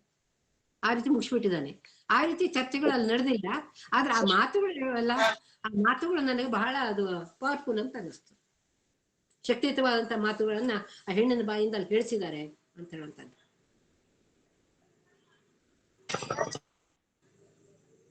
ಓಕೆ ಮೇಡಮ್, ಇಷ್ಟು ಪ್ರಶ್ನೆಗಳು ಬಂದಿದ್ದಾವೆ, ಅಷ್ಟು ಪ್ರಶ್ನೆಗೆ ಉತ್ತರಿಸಿದ್ರೆ. ಕೊನೆಗಾಗಿ ಒಬ್ರು ಪ್ರಶ್ನೆ ಹಾಕಿದ್ರೆ, ಸಾತು ಕ್ಯಾಮಣದ ಲಾವಣಿ ಸಮಾಜಕ್ಕೆ ನೀಡುವ ಸಂದೇಶವೇನು? ಹಲೋ, ಲಕ್ಷ್ಮಣನವರ ಲಾವಣಿ ಸಮಾಜಕ್ಕೆ ನೀಡುವ ಸಂದೇಶವೇನು ಅಂತ ವೆಂಕಟೇಶ್ ಎಂ ಪಾಟೀಲ್ ಕೇಳಿದ್ದಾರೆ. ಹಲೋ, ನೀತಿ ತತ್ವ ಇದೇ ಪ್ರಧಾನ. ನೀತಿ ಮತ್ತು ತತ್ವ ಇದೇ ಪ್ರಧಾನವಾದದ್ದು. ಆಮೇಲೆ ಪ್ರಪಂಚಕ್ಕೆ ಸಂಸಾರಕ್ಕಿಂತ ಅಧ್ಯಾತ್ಮ ಅದು ಒಳ್ಳೇದು. ನಾವು ಕೊನೆಯೂ ಕೂಡ ನಮ್ಮನ್ನ ಹುಟ್ಟಿಸಿದಂತಹ ಆ ಹರನ್ನ ಇದನ್ನ ಮಾಡಿ ಮುಕ್ತಿಯನ್ನ ಪಡಿಬೇಕು ಅಂತ ಹೇಳೋ ಮಾತನ್ನು ಹೇಳ್ತಾರೆ. ನೀತಿ ತತ್ವ, ನೈತಿಕತೆ ಬಗ್ಗೆ ಕೂಡ ಸಾಕಷ್ಟು ಲಾವಣಿಗಳಲ್ಲಿ ವಿಷಯಗಳು ಬರ್ತವೆ. ಒಂದು ಮಾತ್ರ ಸಾಮಾಜಿಕ ಲಾವಣಿ ಇದೆ, ಅದೇ ನಾವೇ ಮುಳುಗಿದ್ದು ಬರ ಬಂದಿದ್ದು, ಮಳೆ ಬಂದಿದ್ದು, ಮಳೆ ಬಂದು ಊರುಗಳನ್ನೆಲ್ಲ ಅದು ಗುಡಿಸ್ಕೊಂಡು ಹೋಗಿದ್ದು ಅಂತ ಏನಿದೆ, ಅದ್ರ ಆ ಒಂದು ಎಷ್ಟು ನಾಶ ಆಯ್ತು ಅಂತ ಹೇಳಿದ್ರೆ ವರ್ಣನೆಯನ್ನ ಅವನು ಅದರಲ್ಲಿ ಮಾಡ್ತಾನೆ. ಅದು ಒಂದು ಸಾಮಾಜಿಕ ಲಾವಣಿ ಬಿಟ್ಟು ಉಳಿದಿದ್ದೆಲ್ಲ ಈ ರೀತಿಯಲ್ಲಿ ಭಕ್ತಿ, ನೀತಿ, ತತ್ವ ಇವುಗಳನ್ನೇ ಕುರಿತಿರೋದನ್ನ ನಾವು ನೋಡ್ತೀವಿ.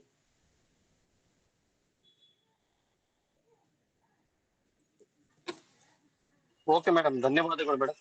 ಸುದೀರ್ಘವಾಗಿ ಸಾತು ಕ್ಯಾಮಣನ ಲಾವಣಿಗಳ ಕುರಿತು ಪ್ರಾಯೋಗಿಕ ವಿಮರ್ಶೆಯನ್ನ ಮಂಡಿಸಿದ್ರಿ.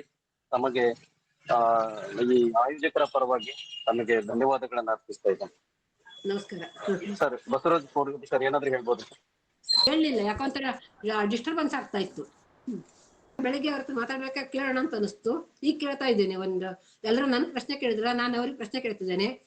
ದೊರೆ ಮತ್ತು ರಾಯ್ ಎನ್ನುವಂತಹ ಎರಡು ಒಂದೇ ಅರ್ಥ ಶಬ್ದಗಳನ್ನ ನಿಮ್ಮ ಹೆಸರಿನಲ್ಲಿ ಹೇಗೆ ಜೋಡಿಸ್ಕೊಂಡಿದ್ದೀರಿ?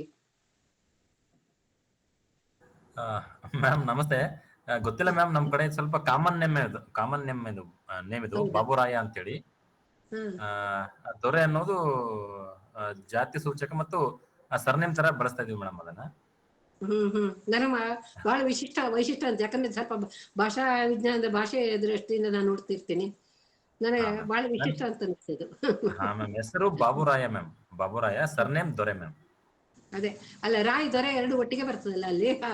ಹೌದು ಮ್ಯಾಮ್, ಹೌದು ಹೌದು ಮ್ಯಾಮ್. ರಾಯ ಅಂದ್ರು ಅದೇ, ದೊರೆ ಅಂದ್ರು ಅದೇ. ತಮಾಷೆ ಕೇಳಿದ್ದಷ್ಟೇ. ಎಲ್ರಿಗೂ ಧನ್ಯವಾದಗಳು. ಇವತ್ತಿನ ವಿಮರ್ಶೆಯ ಕಾರ್ಯಕ್ರಮದಲ್ಲಿ ಡಾಕ್ಟರ್ ಶಾಲಿನಿ ರಘುನಾಥ್ ಮೇಡಮ್ ಅವರು ಸಾತು ಕ್ಯಾಮಣನವರ ಲಾವಣಿಯನ್ನು ಕುರಿತು ಸುದೀರ್ಘವಾಗಿರ್ತಕ್ಕಂಥ ವಿಮರ್ಶೆಯನ್ನ ಮಂಡಿಸಿದ್ದಾರೆ. ಸಾಕಷ್ಟು ಜನ ಪ್ರಶ್ನೆ ಮಾಡಿದರೆ ಅದಕ್ಕೆ ಸರಿಯಾಗಿ ಉತ್ತರವನ್ನು ಸಹಿತ ಅವರು ನೀಡಿದ್ದಾರೆ. ಇವತ್ತಿನ ಕಾರ್ಯಕ್ರಮದಲ್ಲಿ ಭಾಗವಹಿಸಿದಂತ ಎಲ್ರಿಗೂ ಅಭಿನಂದನೆಗಳನ್ನ ಮತ್ತು ಧನ್ಯವಾದಗಳನ್ನ ಈ ಒಂದು ವಿಮರ್ಶಾ ಆನ್ಲೈನ್ ಕಾರ್ಯಕ್ರಮವನ್ನು ಮುಕ್ತಾಯಗೊಳಿಸಿದ್ವಿ. ಧನ್ಯವಾದಗಳು, ನಮಸ್ಕಾರ.